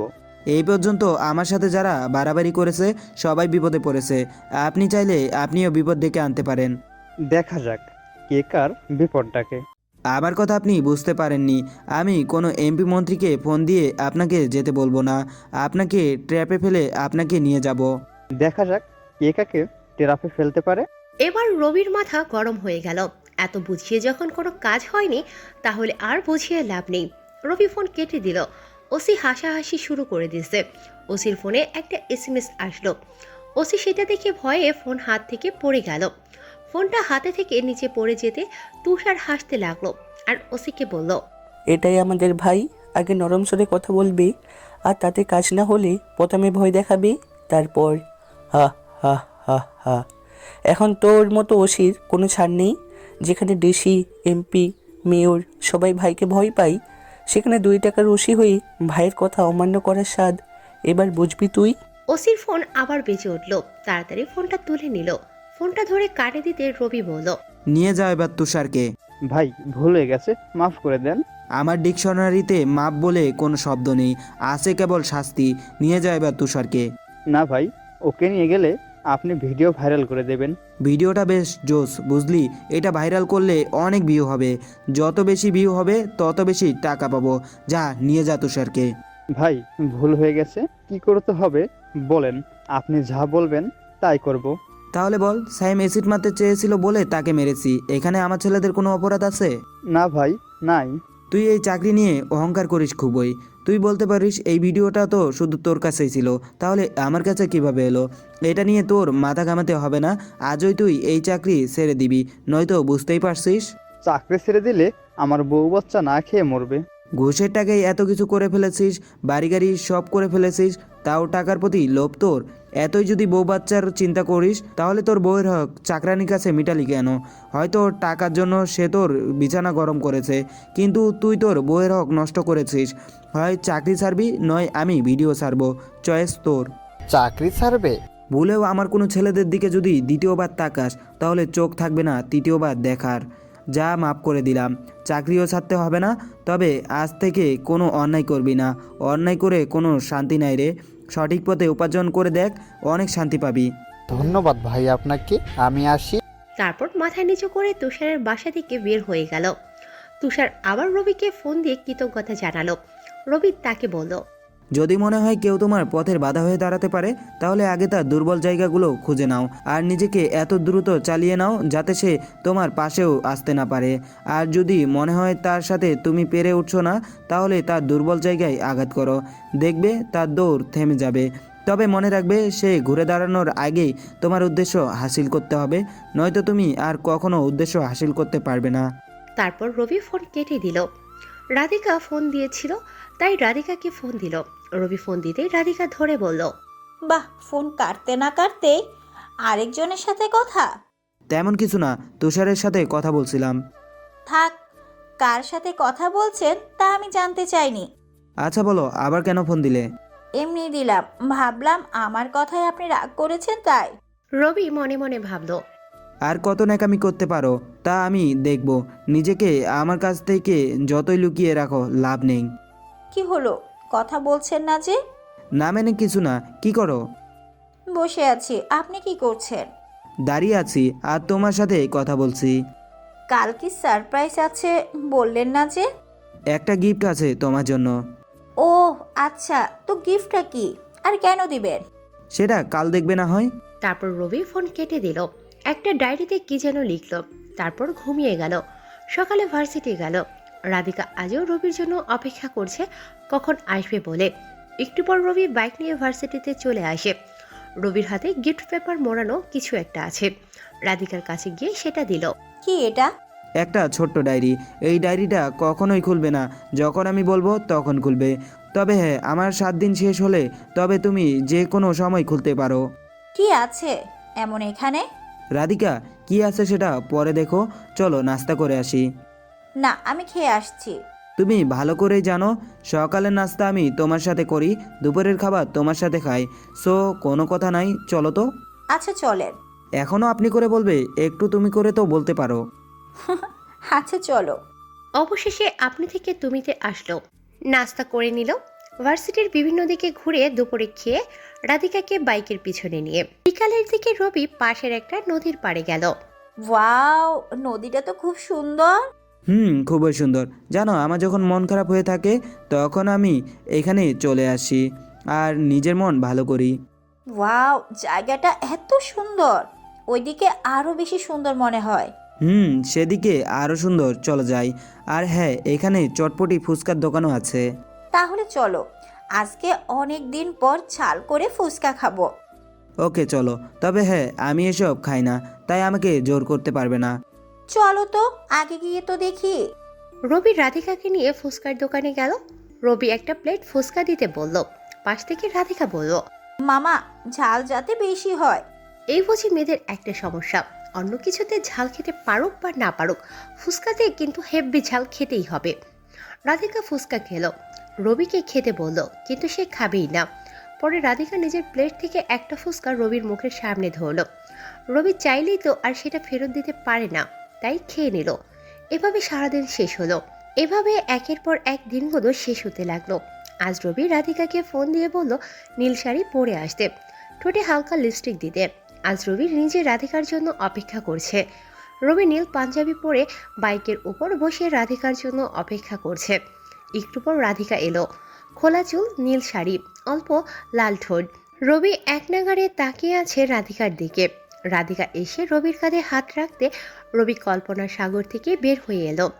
রাধিকাকে নিয়ে রবি ক্যাম্পাসে পৌঁছে ছোট ছোট ফুল গাছগুলোর কাছে গেল। সেখান থেকে একটা ফুল ছিঁড়ে রাধিকাকে দিল। রবি বলেনি ভালোবাসে, যদি সেটা বলতো তাহলে ফুল নিত না। তারপর দুজন রেস্টুরেন্টে গিয়ে নাস্তা করে নিল। একটু বেলা হতেই রাধিকাকে নিয়ে ফুচকার দোকানে গেল। যদিও রবি ফুচকা খায় না, তবে রাধিকার জন্য গেল। আজ 2 প্লেট ফুচকা দিতে বলল। 2টা বাজতে দুইজন দুপুরে খাবার খেয়ে নিল। 3টার সময় রবি রাধিকাকে নিয়ে একটা গাছের নিচে বসে আছে। রবির মন কিছুটা খারাপ, তা রাধিকা ভালোই বুঝতে পারছে। তোমার মন খারাপ কেন? কই না তো। তুমি কি মনে করো আমি কিছু বুঝতে পারি না? আরে না, মন খারাপ না, এমনি। জানি কেন মন খারাপ। জানো যখন, তাহলে বলছো না কেন? কিছু বললে? তেমন কিছু না। আচ্ছা, আজ তো তোমার কাছ থেকে মুক্তি পাবো আমি। কথাটা শুনে রবির মন আরো খারাপ হয়ে গেল। মুক্তি? এতদিন তাহলে তুমি বন্দি ছিলে আমার কাছে। ওকে, আজ বিকালে তোমায় মুক্ত করে দেব। তৎক্ষণ না হয় আমার সাথে থেকো, তুমি পাশে থাকলে কিছুটা হলেও ভালো লাগে। আমি সেভাবে বলতে চাইনি। আমি থাক, বুঝতে পারছি আমি তুমি কি বোঝাতে চেয়েছো। ভুল বুঝছো আমাকে। কখনো কি মনে হয়েছে আমি তোমাকে বন্দি করে রাখছি? বরং তোমাকে ভালোবাসি, তোমাকে নিয়ে ঘুরেছি। এটা যদি তুমি বন্দি মনে করে তাহলে আমার বা কি করার। আচ্ছা সরি, বলবো না। আজ আমাদের চুক্তি শেষ হতে চলেছে। আজকের পর থেকে তুমি যেখানে ইচ্ছা যেতে পারো, যা খুশি করতে পারো। আমি কখনো তোমার পিছু নিব না। আচ্ছা মন খারাপ করো না তো, আমি তো ভার্সিটিতে থাকবো, দেখা তো হবে। দেখা হবে। হঠাৎ রবির ফোন বেজে উঠল। ফোন বের করে দেখে চাচা ফোন দিয়েছে। রবি ফোন কেটে দিয়ে রাধিকাকে বলল, তবে তোমাকে মুক্তি দিলাম, আমাকে একটা কাজে যেতে হবে। চলো তোমাকে বাসায় দিয়ে আসি। এত তাড়াতাড়ি না, আমি নদীর পাড়ে যাব, তারপর বাসায় যাব। আমার একটু কাজে যেতে হবে, ততক্ষণ তাহলে তুমি এখানে থাকো। না, আজ সারাক্ষণ তোমার সাথে থাকবো, সন্ধ্যায় বাসায় যাব। আমি যেখানে যাব তুমি সেখানে যেতে পারবে না। বলছি তো আমি যাব, এটা আমার শেষ কথা। রাধিকা এমন করে বলছে তাই রবি না করতে পারল না। রাধিকাকে বাইকের পেছনে বসালো। রবি বাইক চালিয়ে শহরের একটা ছোট্ট রাস্তায় ঢুকে গেল। তারপর একটা বৃদ্ধাশ্রমের সামনে এসে দাঁড়ালো। দারোয়ান গেট খুলে দিতে রবি বাইক নিয়ে ভেতরে চলে গেল। রবি বাইক থেকে নামতে অনেক বাচ্চা তাকে ঘিরে ধরলো। একটু পর একটা ভ্যান গাড়ি ভিতরে আসলো। তার মধ্যে অনেক খাবার আছে। রবি সেখান থেকে চিপসের প্যাকেট নিয়ে সব বাচ্চাদের দিল। সবাই খুশিতে এদিক সেদিক দৌড়াতে লাগলো। রবি সামনে গিয়ে একটা ছোট্ট বাচ্চাকে কোলে তুলে নিল। তার গাল টেনে বলল, এই পিচ্চি, তুমি কি করো? দেখো ভাইয়া, আমি পিচ্ছি না, একদিন তোমার থেকেও বড় হব। রবি হাসতে হাসতে বলল, ঠিক আছে, তুমি পিচ্চি না, একদম বুড়ো তুমি। এবার তো একদম বুড়ো বানিয়ে দিলে, পিচ্ছিতে তো ঠিক ছিল। রবি হাসতে লাগলো। এতক্ষণ রাধিকার কথা রবির মনেই নেই। বাচ্চাগুলোর সামনে আসলে রবি এমনিতেই অন্যরকম হয়ে যায়, তাদের সাথে নিজেকে একদম মিলিয়ে নিতে চেষ্টা করে। রাধিকাকে বলল, সরি, আসলে বুঝতেই পারছো আমার মনের অবস্থা। এই জায়গাটা আমার কাছে খুবই প্রিয়, এখানকার মানুষগুলো আমার কাছে খুব আপন। চলো সামনের দিকে যাই। রাধিকা কিছু বলছে না, শুধু রবির কথার দিকে তাকিয়ে আছে। তারপর রবির সামনে যেতে কতগুলো বৃদ্ধ মানুষ বের হয়ে এলো। একজনকে দেখে রাধিকার চোখ কপালে উঠে গেল। রাধিকার চোখের কোণে পানি জমে গেল। রাধিকাকে দেখে লোকটাও ফিরে যাওয়ার চেষ্টা করলো, কিন্তু তার হলো না। রাধিকা পেছন থেকে মামা বলে ডাক দিল। রবিও অবাক হয়ে গেল। মাঝখান থেকে একটা চাচি রাধিকাকে দেখিয়ে রবিকে বলল, বৌমা বুঝি? রবি একটা শুকনো কাশি দিয়ে বলল, না চাচি, এখনো হয়নি, তোমরা দোয়া করো, হয়ে যাবে। রাধিকার চোখের কোণে জমে থাকা পানি গড়িয়ে পড়তে শুরু করলো। রাধিকা গিয়ে করিম চাচাকে জড়িয়ে ধরল। করিম চাচাও রাধিকাকে জড়িয়ে ধরে নিজের চোখের জল ছেড়ে দিল। রবি কিছু বুঝতে পারছে না, তাই দাঁড়িয়ে আছে। করিম চাচা বলল, মা তুই এখানে কেন? মামা, আমি ওর সাথে আসছি, কিন্তু তুমি এখানে কেন? মা সে এক লম্বা গল্প, সে অন্য সময় বলবো। অনেক দিন পর রবি আসছে, তার প্রিয় রং চায়ের ব্যবস্থা করি। পাশ থেকে রবি বলল, না চাচা, আজ থাক, চা খাবো না আজ। ঘটনা কি বলুন। তারপর তিনি বলতে শুরু করলো, বিজনেস করতাম ভাইদের সাথে, আর তারা আমার সাথে চালাকি করে পুরো বিজনেস তাদের করে নিয়েছে। সে শোকে আমার স্ত্রী মারা যায়, আমাদের কোনো সন্তান ছিল না। আমিও ঘুরে দাঁড়িয়ে কিছু করতে পারিনি, শেষে আশ্রয় হলে এই বৃদ্ধাশ্রমে। আমরা তো জানতাম মামির অসুখে মারা গেছে। অসুস্থ সে কখনো ছিল না, সবটা ছিল ষড়যন্ত্র। আমার বিজনেস হাতিয়ে নেওয়ার পর তারা আমাকে পথে বসিয়ে দেয়। সে শোকে তোমার মামি মারা যায়, কিন্তু সবাই বলে অসুস্থ হয়ে মারা যায়, অনেক বয়স হয়েছে, তাই নিজেও কিছু করতে পারিনি। শেষে এখানে আশ্রয় নিলাম। রবির পাশ থেকে করিম চাচার কাঁধে হাত দিয়ে বলে, চাচা মন খারাপ করবেন না এসব নিয়ে, তারা একদিন তাদের ফল পাবে, আর আপনি চাইলে আবারও বিজনেস শুরু করতে পারেন। এসব দেখার বয়স কি আর আমার এখন আছে বলো? তাও কথা। আচ্ছা, এসব নিয়ে মন খারাপ করতে হবে না, আপনি এখানে থাকুন, যদি কোনো সমস্যা হয় আমাকে বলবেন। ছোট বাচ্চা থেকে বৃদ্ধ পর্যন্ত সবাই রবিদের চারপাশে দাঁড়িয়ে আছে। রবি সবাইকে উদ্দেশ্য করে বলল, এখানে আপনাদের কারো কোনো সমস্যা হচ্ছে না তো? আর যদি কোনো সমস্যা হয়ে থাকে জানাবেন। সবাই একসাথে বলল কোনো সমস্যা হচ্ছে না। তারপর রবি তাদের থেকে বিদায় নিয়ে রাধিকাকে সঙ্গে নিয়ে চলে আসার জন্য বাইকের কাছে এলো। বাইকে উঠতে উঠতে রাধিকা বলল, এখানে একসাথে বৃদ্ধ আর শিশুরা কেন? নিয়মটা আমার ওই। এগুলো কি তুমি চালাও? আমি ছাড়া আর কে চালাবে বলো? বর্তমান মানুষগুলো তো আর এসব করার সময় পায় না, তারা শুধু টাকা চিনে। একসাথে শিশু আর বৃদ্ধ, এটার কারণ কি জানতে পারি? অবশ্যই। এখানে একসাথেই বৃদ্ধাশ্রম আর অনাথাশ্রম। শিশুরা তাদের বাবা মায়ের আদর পায় না, আর বৃদ্ধরা তাদের সন্তান বা নাতি নাতনিদের সাথে কথা বলতে পারে না, খেলতে পারে না, তাদের কোলে নিতে পারে না। এমন কষ্টগুলো যাতে তারা কখনো না পায়, আর বাচ্চারা মা বাবা দাদা দাদির আদর থেকে যেভাবে বঞ্চিত হয়েছে সেটা যাতে তাদের মনে না পড়ে। বৃদ্ধরা পাবে নাতি নাতনি কিংবা সন্তান, আর শিশুরা পাবে মা বাবা কিংবা দাদা দাদি, যাতে সবাই একসাথে ভালো থাকতে পারে। আর শিশুদের জন্য স্কুলের ব্যবস্থাও আছে। তুমি এত কিছু একসাথে কিভাবে সামলাও? সময় বের করতে হয় আর কি, বাদ দাও এসব। আর শোনো, এই শিশু আর বৃদ্ধাশ্রম যে আমি চালাই তা শুধু তুমি জানো, রাশেদ তুষারেরা কেউ এসব জানে না, আর আশা করব তুমিও এসব কাউকে বলবে না। ওরা কেউ জানে না? কিন্তু কেন? ওদের যদি বলি এইসব আমি করি তাহলে সেটা লোক দেখানো হবে, তাই বলি না। আচ্ছা চলো তাহলে নদীর পাড়ে যাব। একটু পর সন্ধ্যা নেমে আসবে, এই সময় তুমি নদীর পাড়ে যাবে? সন্ধ্যা ঘনিয়ে আসলে আমার ভয় আছে নাকি? কেন, আমি থাকাটাই তো সব থেকে বড় ভয়। জি না, তুমি থাকতে ভয় হতে যাবে কেন? বরং আমার সৌভাগ্য যে আমি এমন একটা মানুষের সাথে আছি। রবি বুঝতে পারছে রাধিকা কেন এভাবে বলছে। একটু আগের ঘটনাগুলো দেখে রাধিকা এভাবে বলছে। রবি আর কিছু না বলে বাইক স্টার্ট দিয়ে চালাতে শুরু করলো। একটু পর নদীর পাড়ে গিয়ে পৌঁছালো। সন্ধ্যা নামার আগে নদীটা বেশ সুন্দর লাগে, যা রবি আর রাধিকা একসাথে উপভোগ করবে। রাধিকা ফুচকা খাবে বলল, তাই দুজন ফুচকার দোকানে গেল। রবি 2 প্লেট ফুচকা দিতে বলল, কিন্তু রাধিকা না করে দিয়ে বলল 1 প্লেট দিতে। রবি আর কিচ্ছু না বলে চুপ করে আছে। রবির মনটাও খারাপ, কারণ আজকের পর আর রাধিকার সাথে কখনো এভাবে কথা বলা হবে না। মাঝে মধ্যে রাধিকা যে জোর করে ফুচকা খাইয়ে দিত তাও আর হবে না। রাধিকা ফুচকার প্লেট হাতে নিয়ে খাওয়া শুরু করলো। পরপর 2টা ফুচকা খেয়ে নিল। রবি তার খাওয়ার দিকে তাকিয়ে আছে। তখনই রাধিকা বলল, এভাবে তাকিয়ে থাকলে তো আমার পেট খারাপ হবে। রবি কিছু না বলে মুখ ঘুরিয়ে নিল। রাধিকা হাসতে হাসতে বলল, মন খারাপ করে বসে আছো কেন? এই নাও, হা করো। না, আমার খেতে ইচ্ছে করছে না। তা বললে কি আর হয়? আমি যখন দিছি সো খেতেই হবে। তুমি তোমার কাজের কথা ভুলে গেছো রাধিকা। কথাটা বলার সাথে সাথে রাধিকা একটু আটকে উঠল আর রবিকে কাপা কাপা গলায় বলল, কি কি কাজের কথা ভুলে গেছি আমি? ফুচকা তুমি না খেয়ে আমাকে খাওয়ানোর ট্রাই করছো। ফুচকা খাওয়া তোমার কাজ, আমার নয়। রবির কথা শুনে রাধিকা একটা দীর্ঘশ্বাস নিল আর বলল, এত কথা বলো না তো, খাও। কাল থেকে আর খেতেও পাবে না। খাচ্ছি। তারপর রবি রাধিকার হাত থেকে ফুচকা খেয়ে নিল। রবি রাধিকাকে খাইয়ে দিল। খাওয়া শেষে দুজন আবার নদীর পাড়ে গিয়ে বসলো। হঠাৎ রাধিকা বাদাম খাবে বলল।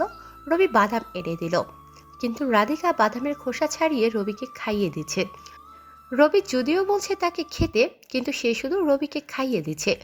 রবি উপায় না পেয়ে নিজে এবার বাদামের খোসা ছাড়িয়ে রাধিকাকে খাইয়ে দিল। রাধিকা মিষ্টি হাসি দিয়ে রবির কাঁধে মাথা রাখলো আর দূর দৃষ্টি দিয়ে নদীর দিকে তাকিয়ে রইল। রবি রাধিকার মাথা দেওয়ায় কিছুটা কেঁপে উঠল, কারণ এই প্রথম রাধিকা রবির কাঁধে মাথা রাখলো। এই নদীটা খুব সুন্দর না? অনেক। আর বিকেলে নদীর পাশে বসে সূর্য ডোবার দৃশ্যটা বেশ সুন্দর। জানো, আমার একটা ইচ্ছে ছিল কোনো এক বিকালে নদীর পাশে বসে কারো কাঁধে মাথা রেখে ডুবন্ত সূর্যটা দেখার। তুমি কিভাবে জানো? আমার এটাই ইচ্ছে ছিল। তোমাকে আমি অনেকটা পড়ে নিছি, আর আমি মানুষটা একটু অন্যরকম। কেউ কিছু বলতে চাইলে চারপাশের অবস্থা বুঝে আমি কিছুটা আন্দাজ করতে পারি সে কি বলছে। তুমি তো বেশ ভালো করে পড়তে পারো আমাকে। পড়তে পারি। তোমাকে আমি কতটা পড়েছি সেটা তুমি পরে বুঝতে পারবে। চলো এখন আসি। না, আর একটু বসি না। আরে তুমি যেমনটা বলবে। আচ্ছা, আমি একটা ফোন দিচ্ছি রাশেদকে। কেন? কোথায় আছে, কি করছে, এসব জানবো, এই আর কি। ওকে, তাড়াতাড়ি বলো তাহলে। রবি ফোন বের করে রাধিকার কাছ থেকে কিছুটা দূরে গেল। রাশেদের সাথে 10 মিনিট কথা বলল, আর রাশেদের কান্নার আওয়াজ স্পষ্ট শুনতে পাচ্ছে। রাশেদকে শেষবারের মতো বলল সবকিছু যেন এখন যেভাবে চলছে সেভাবে চলে। রাশেদ রবির কথার আগে পিছু কিছু বুঝছে না। ওপাশ থেকে রাশেদ বলল, ভাই কি হয়েছে তোর, বল না। হঠাৎ করে বললি অল্প কিছু সময়ের মধ্যে হারিয়ে যাবি। সব কিছু আমাকে বুঝিয়ে দিলি, কোথায় কি আছে, কি করতে হবে। কিন্তু তুই কই হারাবি, এখন কই আছিস? জানি না কোথায় হারাবো। বেঁচে থাকলে দেখা হবে। তবে আমার অসম্পূর্ণ কাজ তোরা সম্পূর্ণ করবি, আর পরের বার ভিপি হিসেবে তুই থাকবি। আসি আমি। তুই কোথায় বল, আমরা আসছি। ভালো থাকিস। তারপর রবি ফোন কেটে দিল। রবির এমন কথায় রাশেদের চোখে পানি চলে এলো। হালকা অন্ধকার চারদিকে ঘনিয়ে আসতে লাগলো। রাশেদ ভাবলো রবি বিপদে আছে, তার লোকেশন বের করতে হবে। রাশেদ ট্রাই করলো, কিন্তু তাতে কোনো লাভ হয়নি, কারণ রবি তাকে ট্রেক করার কোনো কিছু ঠিক রাখেনি। রবি বাইকের ট্রেকিং ডিভাইস লাগানো ছিল, সেটা রাশেদ করেছিল, তাও নেই। ফোনকেও কোনোভাবে ট্র্যাক করা যাচ্ছে না। এমনকি রবির হাতের ঘড়িতে যে ট্র্যাকিংয়ের সিস্টেম ছিল সেটাও অফ করে দিল। রাশেদ কিছু বুঝতে পারছে না কি করবে।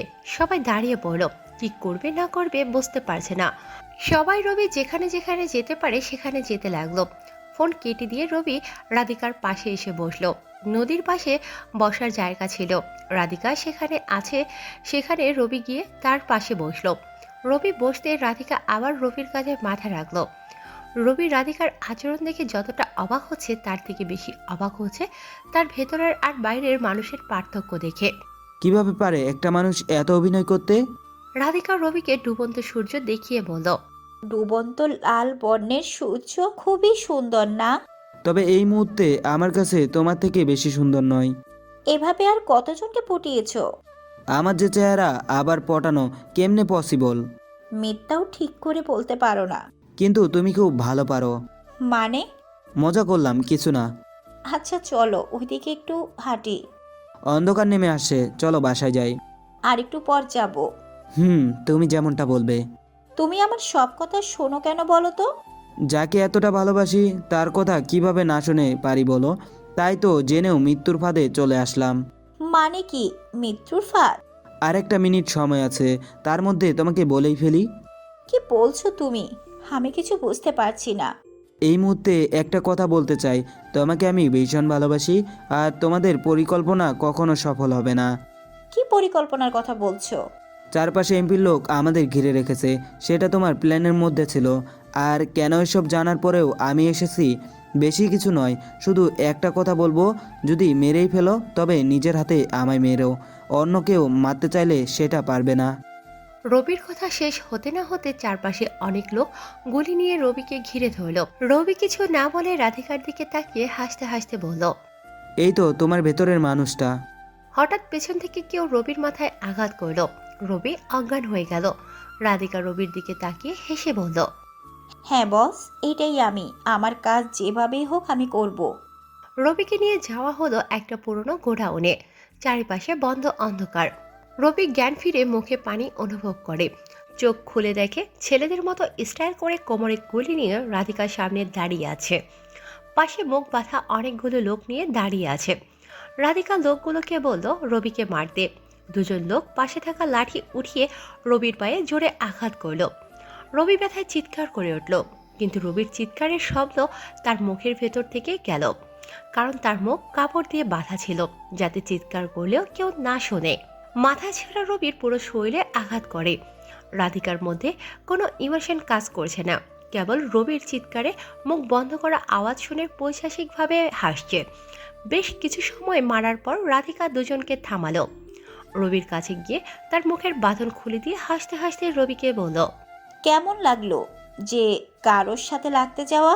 রবি ব্যথার আঘাতে ভালো করে কথা বলতে পারছে না, তার কষ্ট করে বলল, 10 জনের ভালোর জন্য আমি সবার সাথে লাগতে পারি, এখানে থাকা সবাইকে আমি চাইলে এখনো ধ্বংস করতে পারি। রবি কথা শেষ করে লোকগুলোর দিকে ভালো করে তাকাতে দেখে তার দলের একটা ছেলের মতো কেউ আছে। চোখগুলো কেমন যেন চেনা চেনা লাগছে। রবি রাধিকাকে ছেলেটাকে দেখিয়ে বলল, এই ছেলেটা কে? রাধিকা হাসতে হাসতে বলল, চিনতে পারোনি? তোমার দলের সাদেক। রাধিকার কথা শুনে রবির চোখ লাল হয়ে গেল। এতদিন তাহলে রবি দুধ কলা দিয়ে কালসাপ পুষিয়ে রাখছিল। রবির হাত চেয়ারে বাঁধা ছিল। সাদেক নাম শুনে নিজেকে আর ধরে রাখতে পারেনি। চেয়ার নিয়ে রবি উঠে দাঁড়াতে চায়, কিন্তু বারবার পড়ে যায়। শেষে জোরে এক লাথি মারলে মাটিতে, আর চেয়ার সহ নিয়ে রবি দেয়ালে ধাক্কা খেল। সাথে সাথে চেয়ার ভেঙে গেল। রবি ভালো করে উঠে দাঁড়াতে পারছে না। রবির অবস্থা দেখে রাধিকা হাসছে। পাশে থাকা লোকটার গুলি রবি কেড়ে নিল আর ছাদেককে শুট করে দিল। পুরো 18টা দানা ছাদেকের শরীর ক্ষত বিক্ষত করে ফেলল। সবাই রবির এমন রাগ দেখে ভয়ে রবির দিকে গুলি ধরল, কিন্তু রাধিকা যতক্ষণ বলবে না ততক্ষণ কেউ শুট করতে পারবে না। রবি কাঁপা কাঁপা গলায় বলল, আমার দলে কোনো বিশ্বাসঘাতকের স্থান নেই। আর রাধিকা, এই গুলিতে আর মাত্র 2টা দানা আছে, চাইলে 2টি দানা তোমার শরীরে ঢুকিয়ে দিতে পারি, কিন্তু আমি নিজাতে আমার ভালোবাসার মানুষকে মারতে পারবো না।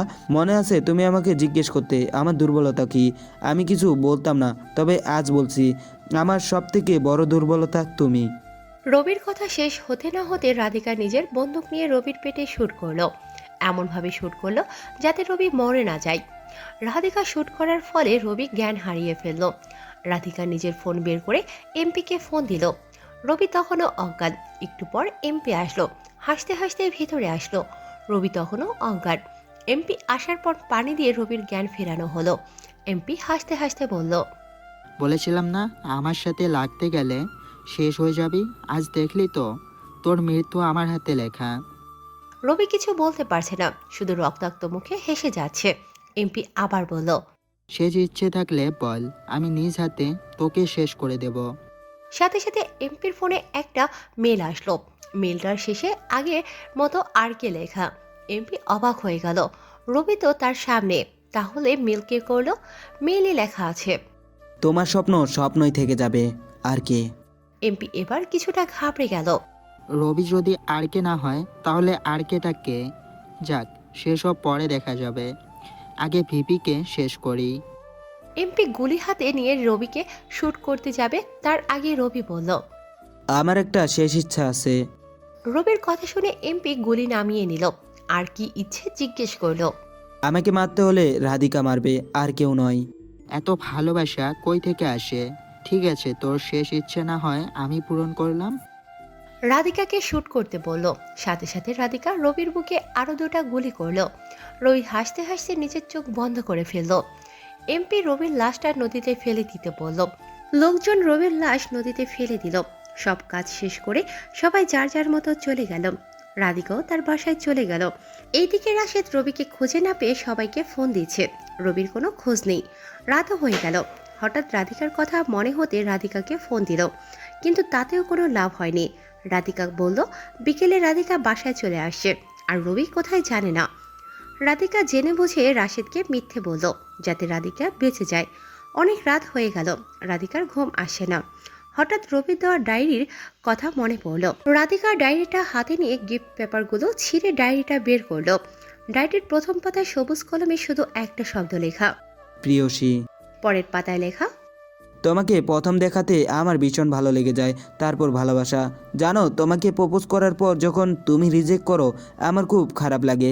তারপরে তোমাকে ভালোবাসি বোঝানোর জন্য প্রতি রাতে বাঁশি বাজিয়ে তোমার মনোযোগ নেওয়ার চেষ্টা করতাম। এক সময় তোমার বাঁশিওয়ালার প্রতি ভালো লাগা কাজ করে। যখন তুমি জানতে পারলে সেটা আমি, তখন তুমি ফুচকার দোকানে এসে আমাকে শুনিয়ে রাজনীতি সম্বন্ধে ভুলভাল কথা বললে। আমি তখন নিজেকে তোমার সামনে নিয়ে আসি। তারপরের পাতায় লেখা, একদিন আমি তোমার বাসার সামনে দিয়ে যাচ্ছিলাম, সেদিন তুমি নীল শাড়ি পরেছিলে। তোমাকে দেখে আমার আরও ভালো লেগে যায়, আরও ভালোবেসে ফেলি। রাজনীতি নিয়ে সমালোচনা করায় তোমার থেকে 7 দিন সময় চাই, আর তুমি সময় দিলে। প্রতিদিন তোমাকে ভালোবেসে গোলাপ দিতাম, আর তুমি সেই গোলাপ ডাস্টবিনে ফেলে দিতে। পরের 2 পাতায় কিছু লেখা, তৃতীয় পাতায় লেখা, আজ হঠাৎ তোমার এখানে আসার কারণ আমি খুঁজে পেলাম। আমি জানতে পারলাম তুমি এখানে আসার পেছনে কারণ আমি। এমপি তোমাকে ভাড়া করেছে আমাকে মারার জন্য। তুমি কোনো রাধিকা নও, কোনো মেয়ে তোমার বাবা নয়, সব তোমার সাজানো নকল পরিচয়। তুমি কন্ট্রাক্ট কিলার শ্রাবণী। আমাকে মারার জন্য তুমি এমপির কাছ থেকে টাকা নিয়েছো। জানি আমি চাইলে তোমাকে সেদিনই মেরে ফেলতে পারতাম, কিন্তু তোমাকে এতটা ভালোবেসেছি যে তোমার হাতে মৃত্যুকে অলিঙ্গন করতেও রাজি হয়েছি। তুমি জানো, মানুষ বলে কেউ প্রেমে পড়লে অন্ধ হয়ে যায়। আমি সত্যি তোমার প্রতি এতটাই অন্ধ হয়ে গেছি, তোমাকে চারপাশে দেখতে পাই, হঠাৎ ঘুম ভেঙে যায় তোমার কথা ভেবে। পরের পাতায় লেখা, কতটা ভালোবাসলে জানো, মৃত্যু জেনেও এমন চুপ করে বসে থাকতে পারে জানো। পরিশেষে একটা কথা বলবো তোমাকে, আমি ভীষণ ভালোবাসি। সব বেঈমানদের মধ্যে তুমি সর্বশ্রেষ্ঠ বেঈমান হয়ে থাকবে আমার লাইফে। 7ম দিনে তুমি আমাকে মেরে ফেলার প্ল্যান করেছো, আমি স্বেচ্ছায় মৃত্যুকে অলিঙ্গন করব।